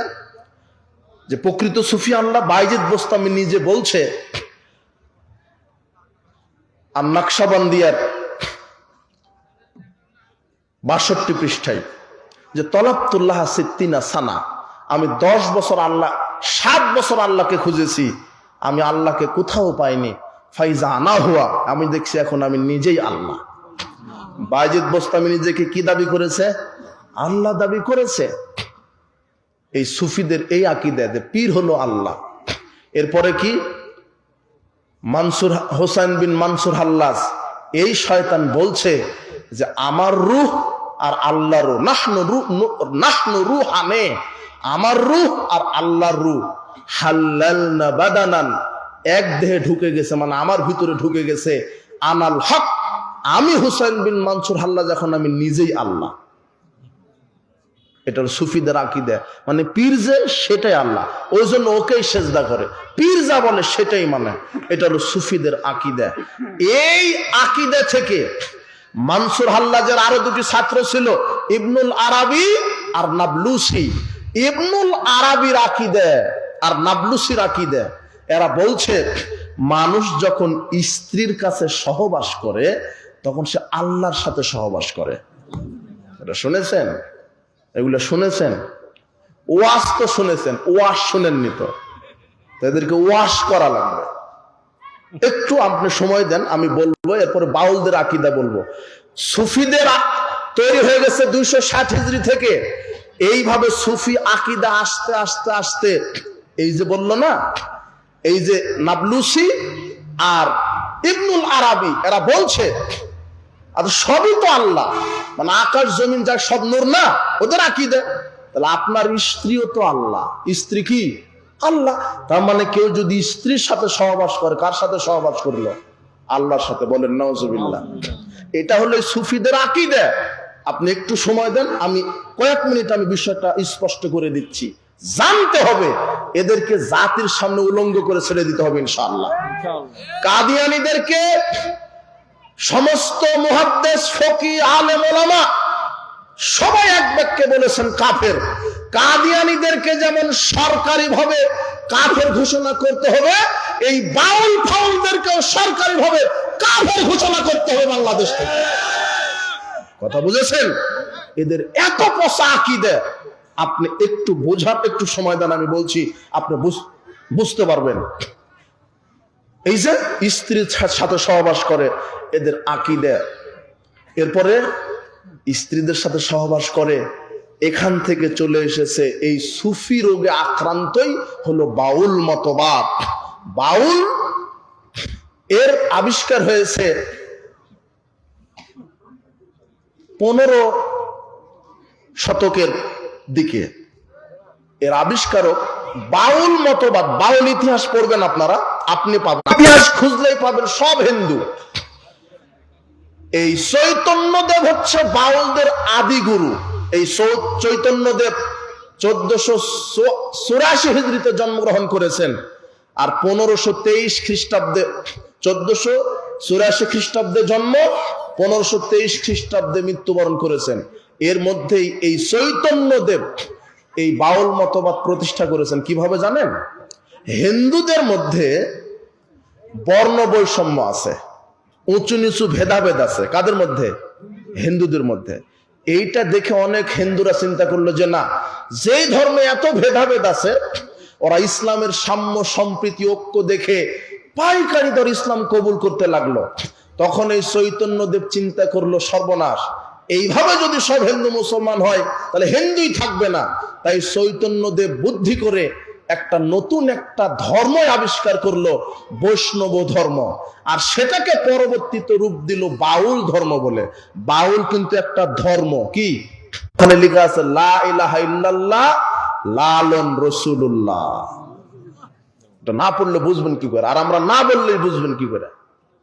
মানে বাউল এটা একটা ধর্ম, মানে তার নিজেদের তৈরি করে একটা ধর্ম। এটা না মুসলিম না হিন্দু, বৌদ্ধ, হিন্দু, খ্রিস্টান, এই সব অপসংস্কৃতি মিশ্রিত ভ্রান্ত মতবাদের আলোকে একটা নতুন তারা ধর্ম আবিষ্কার করেছে, যার নাম বাউল। আর বাউলদের ইতিহাস থেকে আপনি পাবেন, বাউল শব্দটার আবিষ্কার করেছে কোথায় থেকে। এর বিশাল একটা ইতিহাস, আপনি না শুনলে মজাই পাবেন না। দেখেন, বাউল ইতিহাস আমিও জানতাম না। এই কিছুদিন আগে এই যে এদের আস্ফালনে আমি এদের সম্পর্কে পড়াশোনা করে আজকে কিছু বলতে চাচ্ছি। কোনো কিছু পরিষ্কার না করে বক্তব্য দেওয়া কি না, ঠিক না। আমি এদের এই কয়েকদিন থেকে এদের বই পড়েছি নেটে সার্চ দিয়ে, আমার কাছে কিছু বই আছেও। তো দেখলাম বাউল মানে উন্মাদনা, পাগল। আবার কেউ বলছে যে না, সংস্কৃত বাতুল শব্দ থেকে আসছে, বাতুল শব্দের বাংলা অর্থ উন্মাদ। তো আমরা বলি আসলে বাউল শব্দটাই আরবি শব্দ। কি শব্দ? বাউল আরবি শব্দ। বাউল আরবি, বাউলের বাংলা কি জানেন? পেশাব। কি পেশাব? নেন আপনি আরবি ডিকশনারি খুলেন, আলেম ওলামাদের কাছে বাউল, বা ওয়াও লাম, বাউল। এই বাউল শব্দের বাংলা হচ্ছে পেশাব। মুত বলেন তো নাকি? মুত? হ্যাঁ, আপনি এই এখন আমার বক্তব্য শেষে সার্চ দিবেন যে বাউলদের ভ্রান্ত আকীদা।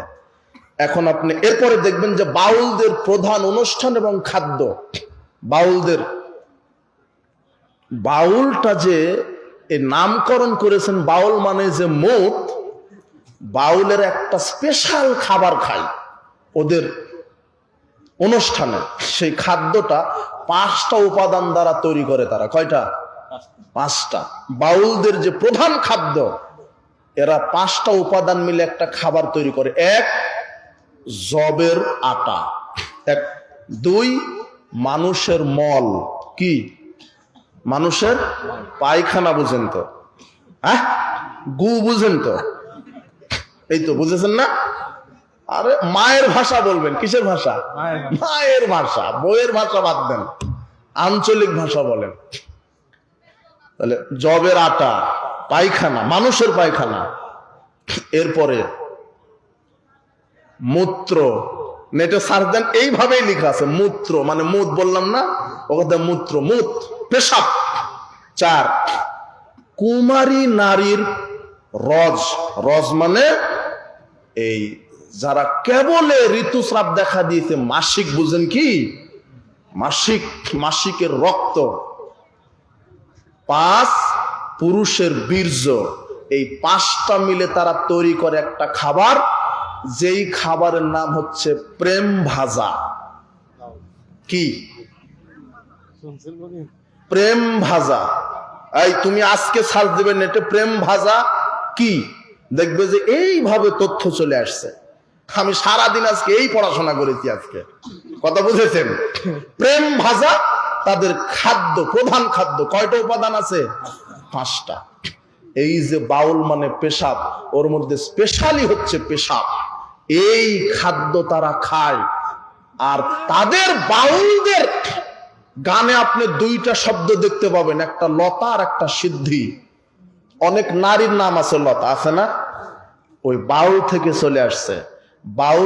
বাউলদের ভাষা, ওদের যত আকীদা, মানহাজ, আমল নিজেদের মতো তৈরি করা। কথা বুঝেননি? তাই এরা পথভ্রষ্ট, এরা সালাফদের থেকে বাইর হয়ে গেছে। লতা সিদ্ধি, তাদের একটা অনুষ্ঠান আছে, একটা লঙ্কা কাণ্ড আছে তাদের, সিদ্ধি। আর ওখানে লতা, নারীর নাম আছে অনেকের লতা। ওই বাউল থেকেই চলে আসছে। যেমন মুসলমানদের নামের পরে পরে অনেকের অমুক আলী, অমুক আলী নাই, আলী, এটা শিয়াদের থেকে চলে আসছে। আলী কোথা থেকে? ওই যে আলীরা শিয়াকে মহব্বত করে। শিয়াদের, রাফেজিদের আকীদায় তো মোহাম্মদ নবী হওয়ার যোগ্যতা ছিল না, নবী হওয়ার যোগ্যতা ছিল আলীর। নাউজুবিল্লাহ বললেন না? এটা শিয়াদের আকীদা। এই আকীদা মানহাজ আলোচনা এটি একদিনে এক রাতে হবে না, ভাই দেবে আলোচনা করতে হবে। শুধু আপনাকে এই বাউল মতবাদটা বলে দিই, স্পষ্ট করে দিই। তো লতা সিদ্ধি, লতা মানে বাউলদের কাছে লতা মানে কি জানেন? লতা মানে নারীর যৌনাঙ্গ। কি? নারীর কি? যৌনাঙ্গ। বাউলরা কিন্তু সালাত আদায় করে না। এদেরকে বলবেন যে আপনি সালাত আদায় করেন না কেন?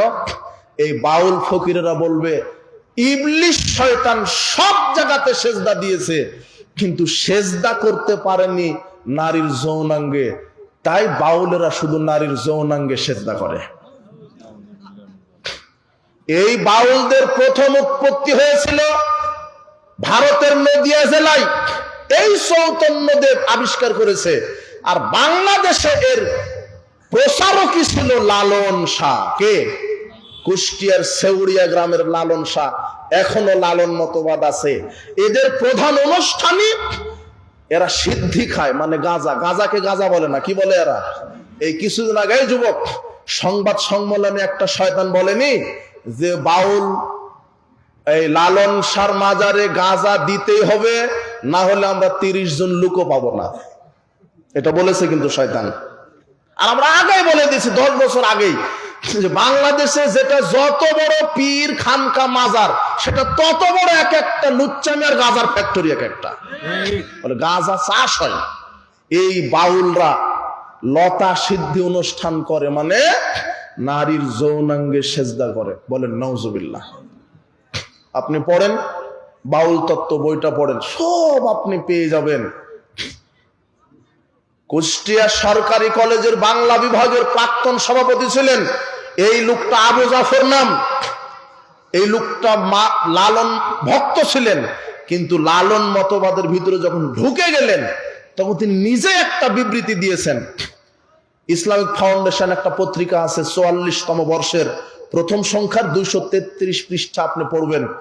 আবু জাফর সাহেব একটা লম্বা একটা বিবৃতি দিয়েছেন। তিনি বলছেন, লালনের গানে অনেক সাম্যের কথা থাকলেও তিনি গোপনে গোপনে সমাজে যৌন বৃত্তি ছড়ানোর চেষ্টা করেছেন।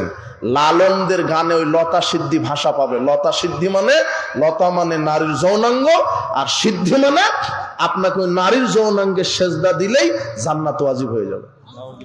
এটা লালনদের, এটা হলো আকীদা, এই বাউলদের আকীদা। কথা বুঝেছেন? এই জন্য এরা উল্টা পাল্টা কথা বলে কেন? ওই যে প্রেম ভাজা খায়, গাঁজা খায়, আর উল্টা পাল্টা কথা বলে এরা। কথা বুঝেননি? এরপরে লালনদের, ওই যে বললাম না সুফি আকীদা থেকে চলে আসছে লালন, বললাম আবু বায়জিদ বোস্তামির আকীদা পীরই আল্লাহ, গুরুই আল্লাহ। লালনদের একটা গান পাবে, অনেক শিক্ষিত নামের কুলাঙ্কার সমাজে আছে, বলে লালন গান না শুনলে তৃপ্তি আসে না। কিন্তু লালন তার গানে বলছে, পাগল মন রে গুরু ভজনা, গুরু বিনে মুক্তি পাবে না, গুরু নামে আছে সুধা, যিনি গুরু তিনি খোদা। এটা হলো এই বাউলদের আকীদা, গুরুই খোদা।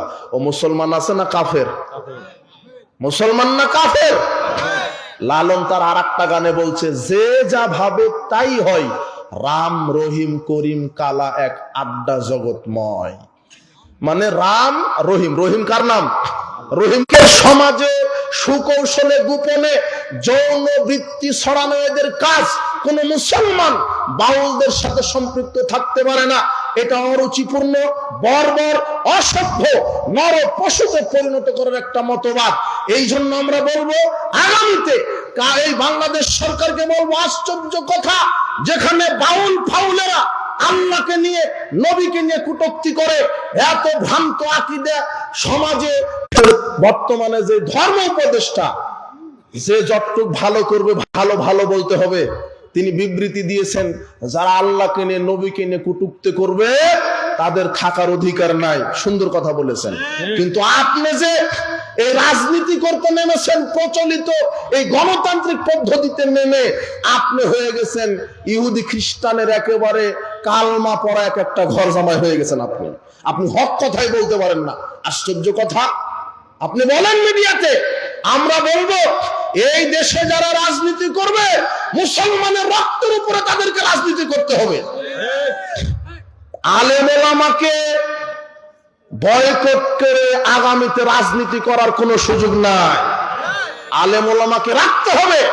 আপনি বলেন এই দেশের 18 কোটি 20 কোটি মুসলমানের দাবি, কাদিয়ানীদের সাথে সাথে বাউল ফাউলকে রাষ্ট্রীয়ভাবে কাফের ঘোষণা করা হোক। এটা আমাদের দাবি, মুসলমানের দাবি।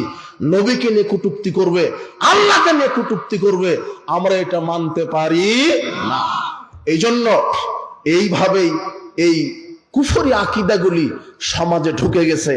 যদি আমরা রাসূলের সুন্নাহর উপরে থাকতাম, তাহলে কোরআনের আয়াতটা সঠিকভাবে বুঝতাম, দিন সঠিকভাবে বুঝতাম। আজকে ইসলামের নামে কত দল মত তৈরি হয়েছে, কিন্তু রাসূল বলছেন মুসলমানেরা বিভক্ত হবে 73 কাতারে, এক দল যাবে সরাসরি জান্নাতে। বলেন আলহামদুলিল্লাহ। সেই দল কোন দল? নাম নাই, শুধু বৈশিষ্ট্য বলা হয়েছে। কি বৈশিষ্ট্য? আল্লাহর নবী বলছেন, যারা সার্বিক জীবনে কোরআন সুন্নাহ মেনে চলবে তারাই সরাসরি জান্নাতে প্রবেশ করবে। সালাতে, সিয়ামে, হজে, যাকাতে, অর্থনীতি, সমাজনীতি, রাজনীতি, সব ক্ষেত্রে যারা কোরআন সুন্নাহ মেনে চলবে। আজকে আপনি সব ক্ষেত্রে মানেন? মুহাদ্দিসগণ বৈশিষ্ট্যগত নাম বলে গেছেন, লা তাযালু তায়ফাতুম মিন উম্মতি যাহিরিন আলাল হক। আল্লাহ বলছেন কিয়ামত পর্যন্ত আমার উম্মতের একটি দল হকের উপরে বিজয়ী থাকবে, বিরুদ্ধচারণকারীরা কোনো ক্ষতি করতে পারবে না। মুহাম্মদ সাল্লাল্লাহু আলাইহি ওয়াসাল্লাম তিনিও বলে গেছেন কয়টা দল হকের উপরে থাকবে? একটা। কিন্তু বিভক্ত হবে মুসলমানেরা 73 কাতারে, শত শত কাতারে, কিন্তু মুক্তিপ্রাপ্ত দল হবে একটাই। এই হাদিস আর এই আয়াতের উপরে ভিত্তি করে মুহাদ্দিসগণ বলে গেছেন। আলী ইবনুল মাদিনী 161 হিজরিতে বলে গেছেন। আজকে অনেকে বলে আহলে হাদিস একটা নতুন ফিরকা, ফিতনাবাজ। আমি বলবো যারা আহলে হাদিসের উপর অপবাদ দাও নতুন ফিরকাবাজ, ফিতনাবাজ বলো, আমি বলবো আপনারাই নতুন ফিরকা এবং ফিতনাবাজ। আহলে হাদিস নতুন ফিরকা নয়। আপনি ইতিহাস পড়ুন, আপনাকে আকীদা মানা সালাফদের গ্রহণ করতে হবে। সালাফ রাসূল সাল্লাল্লাহু আলাইহি ওয়াসাল্লাম নিজে পরিচয় দিয়েছেন, আমি সালাফ। 6286 নম্বর হাদিস, আল্লাহর নবী বলছেন ফা ইন্নী নি'মাস সালাফু আনা লাক, আমি তোমার জন্য উত্তম সালাফ, আমি সালাফ। সালাফ মানে পূর্বপুরুষ, সালাফ মানে সাহাবায়ে কেরাম, সালাফ মানে তাবিঈগণ, পূর্বপুরুষদেরকে মানতে বলেছেন। তাহলে আপনাকে আকীদা মানহাজ বুঝতে গেলে সালাফদের আকীদা মানহাজ আপনাকে বুঝতে হবে। বলছিলাম যারা বলছে যে আহলে হাদিস নতুন ফিরকা, এদেরকে ইতিহাস পড়তে হবে। আলী ইবনুল মাদিনী 161 হিজরিতে মারা গেছেন। আরে 161 ধরেন, 161 হিজরিতে যদি মারা যান, আজকে 1447 হিজরি, 1250 1300 বছর পূর্বে তিনি কি বলে গেছেন জানেন? যে আল্লাহ 40 হিজরিতে মারা গেছে, আজ থেকে 1200 বছর পূর্বে বলছেন লাইসা কওমু ইনদি খায়রাম মিন আসহাবিল হাদিস, আমার কাছে আহলে হাদিসদের চাইতে উত্তম কোন দল নাই। ফালা আদ্রি মানহুম, আমার জানা নাই মুক্তিপ্রাপ্ত দল আহলে হাদিস ছাড়ার কে হতে পারে। খলিফা হারুনুর রশিদ বলছেন 193 হিজরিতে মারা গেছে, আজ থেকে 1250 বছর পূর্বে তিনি বলে গেছেন তলাক্তু আরবাআতান, আমি মুসলমানের 4টি দল আগে বেছে নিয়েছি। ফাওয়াজাতু ফি আরবাআতিন, 4টি দলের মধ্যে আমি তাদের আকীদা আমল মানহাজ খুঁজেছি, খুঁজে খুঁজে দেখলাম তলাবতুল কুফর, আমি কুফরি খুঁজেছি। ফাওয়াজাতু ফিল জাহমিয়া, আমি জাহমিয়া অদৃষ্টবাদী তাদের ভিতরে কুফরি পেয়েছি। তলাবতুল কালাম ওয়া শাগাবা, আমি মিথ্যা কুতর্ক খুঁজেছি। ফাওয়াজাতু ফিল মুতাজিলা, আমি মুতাজিলাদের মধ্যে পেয়েছি। তালাবতুল কিযবা, আমি মিথ্যা খুঁজেছি। ফাওয়াজাতুহু ইনদা রাফিজাতে, আমি রাফিজি শিয়াদের মধ্যে মিথ্যা পেয়েছি। তলাবতুল হক, আমি হক খুঁজেছি। ফাওয়াজাতুহু মা আসহাবিল হাদিস, আমি সত্যটা পেয়ে গেছি আহলে হাদিসদের মধ্যে। আমি এগুলি ইতিহাস কেন বলছি? সারফা সাবাল হাদিস একটা কিতাব আছে, আপনি পড়বেন, আবু বকর খতিব আল বাগদাদির লেখা, 5 পৃষ্ঠা থেকে 28 পৃষ্ঠা পর্যন্ত পড়বেন, আহলে হাদিসদের ইতিহাস পেয়ে যাবেন। 193 হিজরি কোথায় আর আজকে 1447 হিজরি কোথায়? 1250 বছর পূর্বের কথা আহলে হাদিস। ইমাম আবু দাউদ রাহিমাহুল্লাহ বলছেন লাউলা হাযিল ইসাবা লাম বাসাল ইয়ানি আসহাবুল হাদিস, যদি পৃথিবীতে আহলে হাদিস আলেম ওলামা না থাকতো, আহলে হাদিস ব্যক্তি মানুষ যদি না থাকতো, তাহলে ইসলাম পৃথিবী থেকে অনেক আগেই ধ্বংস হয়ে যেত। মানুষ শিরক বিদআতকেই মনে করতো ইসলাম, কিন্তু আহলে হাদিসের বাচ্চারা পৃথিবীতে একজন প্রতিষ্ঠা থাকতে মানুষকে শিরক বিদআত প্রচলিত জাহেলিয়াত কুফর মতবাদের বিরুদ্ধে বাঘের মতো প্রতিবাদ করবে ইনশাআল্লাহ। বেদাতের বিরুদ্ধে বলবেই, শিরকের বিরুদ্ধে বলবেই। এটা নবীদের আদর্শ অন্যায়ের বিরুদ্ধে কথা বলা, শিরকের বিরুদ্ধে কথা বলা, বিদআতের বিরুদ্ধে কথা বলা। তাই হকপন্থী আলেম ওলামা যতদিন থাকবে, আহলে হাদিস বিদ্বানগণ যতদিন থাকবে, তারা মুখে কলমে মিডিয়ায় এরা সাফ সাফ শিরককে শিরক বলবে, বেদাতকে বেদাত বলবে। হিকমতের দোহাই দিয়ে ম্যাও ম্যাও করে ইসলাম বাংলার জমিনে কায়েম হবে না। এই জন্য সাবধান। সে বলে দাও, এক যুবক বলছে যে আপনি বক্তব্য দেন, আপনারা বক্তব্য দেন, সামনে 10,000 লোক থাকে, 500 লোক থাকে, আর মুফাসসির সাহেব বক্তব্য দেয় 10 লক্ষ লোক থাকে। আমি বলেছিলাম যুবক, তোমার মুফাসসির সাহেবকে নিয়ে আসো, তোমার মুফাসসির সাহেবকে বলো যে আপনি একটু বেদাতের বিরুদ্ধে বক্তব্য দেন, জাতির সামনে বলেন ফরজ সালাতের পরে সম্মিলিত মোনাজাত বেদাত, আপনার সভা সমিতির পরে মোনাজাত বেদাত, বিবাহের অনুষ্ঠানের পর মোনাজাত বেদাত, জানাজার সালাতের পরে মোনাজাত বেদাত, মিলাদ কিয়াম বেদাত, সেলাম বেদাত, হালুয়া রুটি। আল্লাহর শুকরিয়া আদায়কারী বান্দাদের সংখ্যা কম হয়। আহলে হাদিসেরা রোগী না, আহলে হাদিসেরা ডাক্তার। বলেন আলহামদুলিল্লাহ। রোগী বেশি হয়, ডাক্তার কম হয়। কথা বুঝেননি মনে হয়? আহলে হাদিসেরা ঈমান আমল সংস্কারের ডাক্তার। বলেন আলহামদুলিল্লাহ। যেখানেই শিরক, যেখানেই বিদআত, যেখানেই কুফর, সেখানেই আহলে হাদিসের আন্দোলন করবে। আলহামদুলিল্লাহ, করবেই। এই জন্য হে যুব সমাজ, তোমাকে যাবতীয় যত মিথ্যা ফিরকা আছে, বাতিল ফিরকা আছে, আহলে কোরআন বলো, আপনার এই বাউল ফাউল বলো, দেওয়ানবাগি বলো, আপনার এই আটরশি চরসিনা সর্বনয় বলো, যত আছে এক একটা শিরকের এক একটা টাটকা ফ্যাক্টরি, এক একটা। তোমাকে এদের বিরুদ্ধে বক্তব্য দিতে হবে, বেদাতের বিরুদ্ধে বক্তব্য দিতে হবে, রাসূলের সুন্নাহর উপরে কায়েম থাকতে হবে। আজকে জোরে আমিন বলি, রাফাল আযান করি, পায়ের সাথে পা মিলাই, আমরা আউয়াল ওয়াক্তে সালাত আদায় করি, আউয়াল ওয়াক্তে সালাত আদায় করি, 12 তাকবীরীদের সালাত আদায় করি। এক শ্রেণীর বেদাতীদের সহ্য হয় না, রাগে অগ্নি শর্মায় ইবলিশের পরামর্শ শুনে বলে, আহলে হাদিসের প্রোগ্রাম ঠেকাও, মাদ্রাসা বন্ধ করো, মসজিদ ভেঙে দাও। এই বেদাতি কাঠমোল্লারা এরা এত খারাপ, এরা যদি সুযোগ পায় কাবা ঘর ভেঙে দিতে চলে যাবে। এরা কাবা ঘরে 12 তাকবীরীদের সালাত হয়, কাবা ঘরে রাফাল আযান করে সালাত হয়, কাবা ঘরে পায়ের সাথে পা মিলে সালাত হয়, কাবা ঘরে আউয়াল ওয়াক্তে সালাত হয়, কাবা ঘরে সম্মিলিত মোনাজাত হয় না। ও বেদাতি হুজুর, আপনি যে বলেছিলেন কাবা ঘরে 20 রাকাত তারাবি হয়, তো এখন কয় রাকাত হয়? কাবা ঘরের আমল চেঞ্জ হতে পারে, আহলে হাদিসের আমল চেঞ্জ হবে না ইনশাআল্লাহ। কারণ আহলে হাদিসের আমলই সব কোরআন সুন্নাহ দ্বারা দলিল ভিত্তিক। আহলে হাদিসের মাজাই বল না থাকতে পারে, সংখ্যা না থাকতে পারে, এমপি মন্ত্রী না থাকতে পারে, আপনার লাঠি সোটা না থাকতে পারে, ক্ষমতা না থাকতে পারে, আহলে হাদিসের কোরআন হাদিসের দলিল আছে। আলহামদুলিল্লাহ। দলিল ছাড়া কোনো আমল করে না, প্রত্যেকটা দলিল কোরআন সুন্নাহ দ্বারা ঢেলে সাজানো। বলেন আলহামদুলিল্লাহ। তোমার মতো তাকলিদ করে না। আমি কেন বললাম এই কাবা ঘর ভেঙে দিবে? কাবা ঘরে তো জোরে আমিন বলে। কথা বুঝেননি? আজকে এই অপরাধে প্রোগ্রাম বন্ধ করে দিচ্ছে। আহলে হাদিসের প্রোগ্রাম ঠেকাও। রসুনের পাছা সব এক জায়গায় না, তো ঠিক যতই তরিকা আছে, বেদাতি আছে, এরা নিজেদেরকে গালি দেয়। কিন্তু যখন মসজিদ, আহলে হাদিসের মসজিদটা ভাঙা লাগবে, প্রোগ্রাম বন্ধ করা লাগবে, তখন সব বেদাতি চালাকি নামের বেদাতি যারা আছে, অমুক পীর অমুক তল, সব রসুনের কুয়ার মতো পাশা এক জায়গা হয়ে বলে আহলে হাদিসদেরকে ঠেকাও। আহলে হাদিস ঠেকাতে পারবে না। আহলে হাদিস হলো আতরের ডিব্বা, মুখ খুলবা, একটা প্রোগ্রাম বন্ধ করবা, 10টা প্রোগ্রাম হবে ইনশাআল্লাহ। একটা মসজিদ ভাঙবা, 100টা মসজিদ হবে। একটা মাদ্রাসা বন্ধ করবা, 1000টা মাদ্রাসা প্রতিষ্ঠা হবে ইনশাআল্লাহ। আতরের সুঘ্রাণ ছড়িয়ে যাবে। তামাসসুকি ফিয়াদুল খামসিনা শাহিদা মিনকুম, ওরা আমার একটা সুন্নাহ মানতে গিয়ে ওরা নির্যাতিত হবে।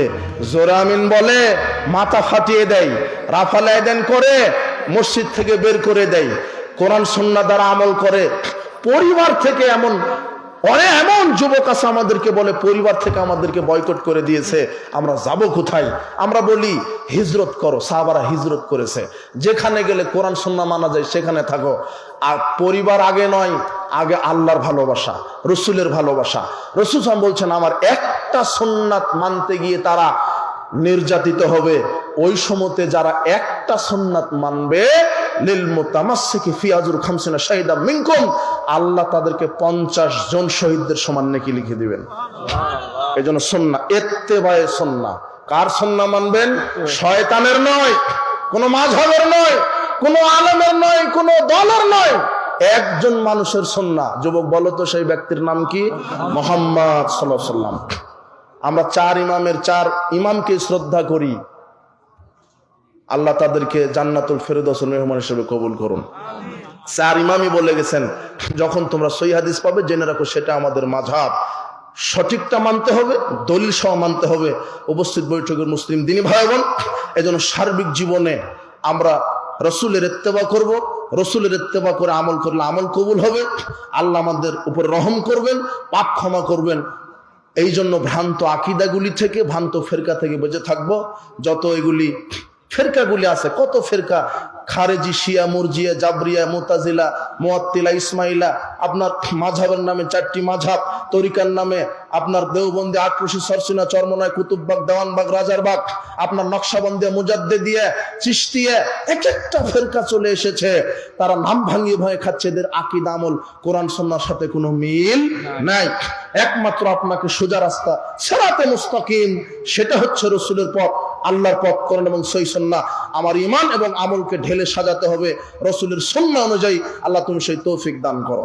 যারা এখানে এসেছেন সমস্ত নারী পুরুষ, আল্লাহ তুমি এদেরকে কোরআন সুন্নাহ মানার এবং বোঝার তৌফিক দান করো। বারাকাল্লাহু ফিকুম, জাযাকুমুল্লাহ খায়র। পশ্চিম দিকে পা করে ঘুমালে কি গুনাহ হবে? না, গুনাহ হবে না, আপনার সুবিধা মতো ঘুমাবেন। পশ্চিম দিকে পা দেওয়া যায় না, এটা একটা কুসংস্কার সমাজে চালু আছে। শীতের কি কোনো স্পেশাল আমল আছে? শীতের স্পেশাল আমল না,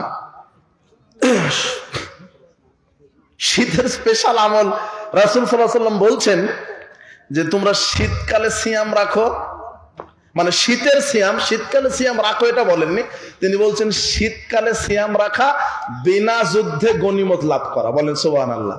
মানে শীতকালে দিন ছোট না, 2 ঘন্টা ছোট। কত ঘন্টা? গরমকালে আপনি 7টা ইফতার করেন, আর এখন 5টা 10 12তে কি ইফতার করতে পারেন। এই জন্য রাসূল সাল্লাল্লাহু আলাইহি ওয়াসাল্লাম বলছেন যে কি, শীতকালে সিয়াম রাখা বিনা যুদ্ধে গনিমত লাভ করা। তো বেশি বেশি সিয়াম রাখেন। আর আরেকটা হাদিসে আসছে যে যে ব্যক্তি কষ্ট করে ওযু করে, কষ্ট করে কখন ওযু করে? শীতকালে। বুখারী মুসলিমের হাদিস। তিনি বলছেন আমি কি তোমাদেরকে এমন আমল বলে দিব না যে আল্লাহ পাপ ক্ষমা করবেন, মর্যাদা বৃদ্ধি করবেন? তো বলেন। তিনি বলছেন ইসবাকুল উযুই ফিল মাকারি, কষ্ট পাপ করবেন যেই দিন তার মা তাকে প্রসব করেছিল। এই আমল করেন। আমার স্ত্রী চাকরি করতে চায়, নারীদের জন্য ইসলাম কি ধরনের চাকরি সমর্থন করে? আচ্ছা আচ্ছা আচ্ছা, নারীরা চাকরি করবে তাদের পরিবেশে, কিন্তু নারী পুরুষ একাকার হয়ে চাকরি, টিউশনি, পড়াশোনা, ব্যবসা করা যাবে না। ফিতনা। ওই পরিবেশ যদি নারীর পরিবেশে, নারী শিক্ষকতা করবে, নারী মহিলা মাদ্রাসায়, এক টেবিলে নারী পুরুষের কোনো কাজ নাই। তোমার হুজুর নারীদের সাথে ক্যানভাস শুরু করে দিয়েছে। চাকরি করাতে বাধা নেই, নারীরাও ব্যবসা করবে, চাকরি, সমস্যা কি? তাদের নির্দিষ্ট শরীয়ত পরিবেশে যদি ফিতনা না থাকে। তা পুরুষ এবং নারীর কর্মক্ষেত্র আল্লাহ পৃথক করে দিয়েছেন। নারী পুরুষ একাকার হয়ে কোনো কর্ম ইসলামে জায়েজ না। 1 মাস আগে তালাক হয়েছে, এটা নাম নিয়েছেন এক মৌলানা সাহেবের, আবার বিয়ে করেছে, এই বিয়ে কি জায়েজ? যে এভাবে বিয়ে করুক, 1 মাস আগে তালাক হয়েছে, ইসলামে তালাকের পদ্ধতি আছে। যদি স্ত্রী খোলা করে নিয়ে যায়, সে যদি ভুল বুঝতে পারে যে কোনো সময় আসতে চায় আসতে পারে, কিন্তু পুরুষ যদি তালাক দেয় তাহলে তাকে 3 মাসে 3 তালাক দিতে হবে। 3 তহুরে 3 তালাক, 3 পবিত্র অবস্থায়। হায়েজের পরে যখন পবিত্র হবে, সহবাসের পূর্বেই তাকে 1 তালাক। এই 1 তালাক থাকবে আবার ঋতুবতী হওয়ার পূর্ব পর্যন্ত 1 মাস। 1 মাস তার সাথে সহবাস করা হারাম, করতে পারবে না 1 মাস। এটা 1 মাসে 1 তালাক। আপনি 1 তালাক দিয়ে দেখবেন যে স্ত্রী সোজা হয়েছে কিনা, শরীয়ত মেনে চলে কিনা, আনুগত্য করে কিনা। সোজা হলো না, পরে আবার ঋতুবতী, আবার যখন পবিত্র হবে 2য় মাসে 2 তালাক, 2য় তালাক। তাহলে 2 মাসে কয় তালাক হলো? 2 তালাক। ওই মাস 1 মাস আবার দেখবেন যে ফিরে কিনা। 2 মাস চলে গেছে, ওর সাথে সহবাস কি হারাম। 3য় মাস, 3য় মাসে আপনি যদি বুদ্ধিমান হন, 3য় মাসে সরাসরি তালাক দিয়ে দিবেন না। 1 মাস আরো 3 মাস পূর্ণ করবেন। 3 মাস হয়ে গেছে, এখনো ফিরছে না, তখন ওখানে একটা তালাক দিয়ে দেন। 3য় মাসে যদি মাসের প্রথমে যদি আপনি তালাক মেরে দেন, তাহলে একেবারে বাইন তালাক। এই স্ত্রী আপনার জন্য হারাম, আর আসতে পারবে না। তবে কতক্ষণ, যদি এই স্ত্রী অন্য জায়গাতে আবার বিবাহ হয় শরঈ পদ্ধতিতে, শরঈ কারণে যদি আবার ওই স্ত্রী তাকে তালাক দেয়, সেই ক্ষেত্রে আপনি আবার নিতে পারেন। তবে একবারে 3 মাসে 3 তালাক দিয়ে দিলে ওই স্ত্রী আপনার জন্য হারাম। কিন্তু আজকের সমাজে এক বৈঠকে 3 তালাক দিয়ে বলছে যে একেবারে তালাক হয়ে গেছে, একে পাঁঠার সাথে বিবাহ দিতে হবে। এটা হলো হারাম, হিল্লা বিবাহ হারাম। লাআনাল্লাহ আল মুহাল্লিলা ওয়াল মুহাল্লালা লাহু, যে হালালাকারী আর হালালাকৃত উভয়ের উপরে আল্লাহ অভিশাপ করেছেন। কথা বুঝেছেন? এটা বলা হয়েছে পাঠা বিবাহ বলা হয়েছে, আল্লাহ অভিশাপ করেছেন। এই যে হিল্লা বিবাহ, এটা যে কত কুরুচিপূর্ণ, আশ্চর্য কথা। এটাই প্রথা হারাম, এই প্রথা জায়েজ নাই। খবরদার, এক বৈঠকে 3 তালাক মেরে দিয়ে পরপুরুষের কাছে বউকে ভাড়া দিয়ে, এটা এর চাইতে নিকৃষ্ট বেহায়াপনার কি হতে পারে বলেন? নাউজুবিল্লাহ। 3 মাসে 3 তালাক দিলে স্ত্রী হারাম হয়ে যাবে। আর এটা তো পারিবারিক ব্যাপার, কিভাবে তালাক হয়েছে আমি কিভাবে ফতোয়া দিব? যদি ও মাওলানা সাহেব 3 মাসে 3 তালাক দিয়ে থাকে, তাহলে ওই স্ত্রী হারাম, সে আর ফেরত পাবে না, হারাম, তাকে বিয়ে করায় আর হারাম। আর যদি স্ত্রী খোলা করে নিয়ে গেছে, বলবো যে আবার আসতে চাচ্ছে, আসতে পারে। স্বামী যদি পরকীয়ায় লিপ্ত হয়, স্ত্রী হিসেবে আমার করণীয় কি? সে তো আমার কথা শোনে না।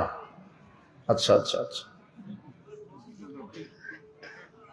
বাপটা গোপনে রাখেন আর স্বামীকে নসিহত করেন, আল্লাহর ভয় দেখান। পাপটা গোপনে রাখেন, স্বামীকে নসিহত করেন, ভয় দেখান। ইসলামী শরিয়া যদি থাকে আর আপনার স্বামীর যদি এটা পাপটা প্রকাশ হতো, তাহলে তো আর বেঁচে থাকারই অধিকার নাই। আপনার স্বামী থাকুক আর না থাকুক, বেঁচে থাকার অধিকার নেই। যেহেতু পাপটা গোপন রাখেন, রাসূল সাল্লাল্লাহু আলাইহি ওয়াসাল্লাম বলছেন পাপ তোমরা গোপন রাখো। গোপন রাখেন, স্বামীকে নসিহত করেন, আল্লাহর ভয় দেখান, জেনার শাস্তির ভয় দেখান, যে বিবাহের পরে জেনা করলে দুনিয়াবী শাস্তি মৃত্যুদণ্ড, কবরে জাহান্নামের আগুনে পড়িয়ে দিবেন। আর জেনাকার মহিলা জাহান্নামে, তারা নিজেদের লজ্জাস্থানের গন্ধে তাদেরই বেঁচে থাকা কঠিন হবে। সাবধান, জেনার শাস্তি জাহান্নাম। এভাবে ভয় দেখান, তারপরেও হচ্ছে না আর আপনিও এইভাবে মেনে নিতে পারছেন না, তাহলে যদি পরিবর্তনই না হয়, তাহলে খোলা করে চলে যান, থাকার দরকার নেই। আর যদি আপনি ধৈর্য ধরে থাকতে পারেন, ওইভাবে বুঝিয়ে যদি ফিরে আসে, আলহামদুলিল্লাহ। দোয়া করি আল্লাহ আপনার স্বামীকে হেদায়েত দান করুন। স্ত্রী তালাক দিলে তালাক হয় কিনা? স্ত্রী তালাক দিতে পারে না। তালাক দেওয়ার ক্ষমতা শুধু পুরুষের, স্বামীর। স্ত্রী খোলা করে নেবে। খোলা মানে বিচ্ছেদ হওয়া, খোলা করে নেওয়া, যে না তুমি শরীয়ত মানো না, কুফরি করো, তুমি ইসলাম মানো না, তুমি স্ত্রীর হক আদায় করো না, তোমার সাথে থাকা যাবে না, আমি গেলাম। এই চেয়ারম্যান মেম্বার বা মাতব্বর কাউকে নিয়ে খোলা করে সই করে দিয়ে খোলা নিয়ে চলে যাবে, বাস। এই আবার যদি 1 মাস পরে বা 3 মাস পরে আসতে চায়, তাহলে আবার নতুন করে বিবাহের মাধ্যমে কি করতে হবে? আসতে হবে। নতুন মোহরানা বেঁধে নতুন করে বিবাহ পরে আসতে হবে। কথা বুঝেছেন? হ্যাঁ, দারুত তাকওয়া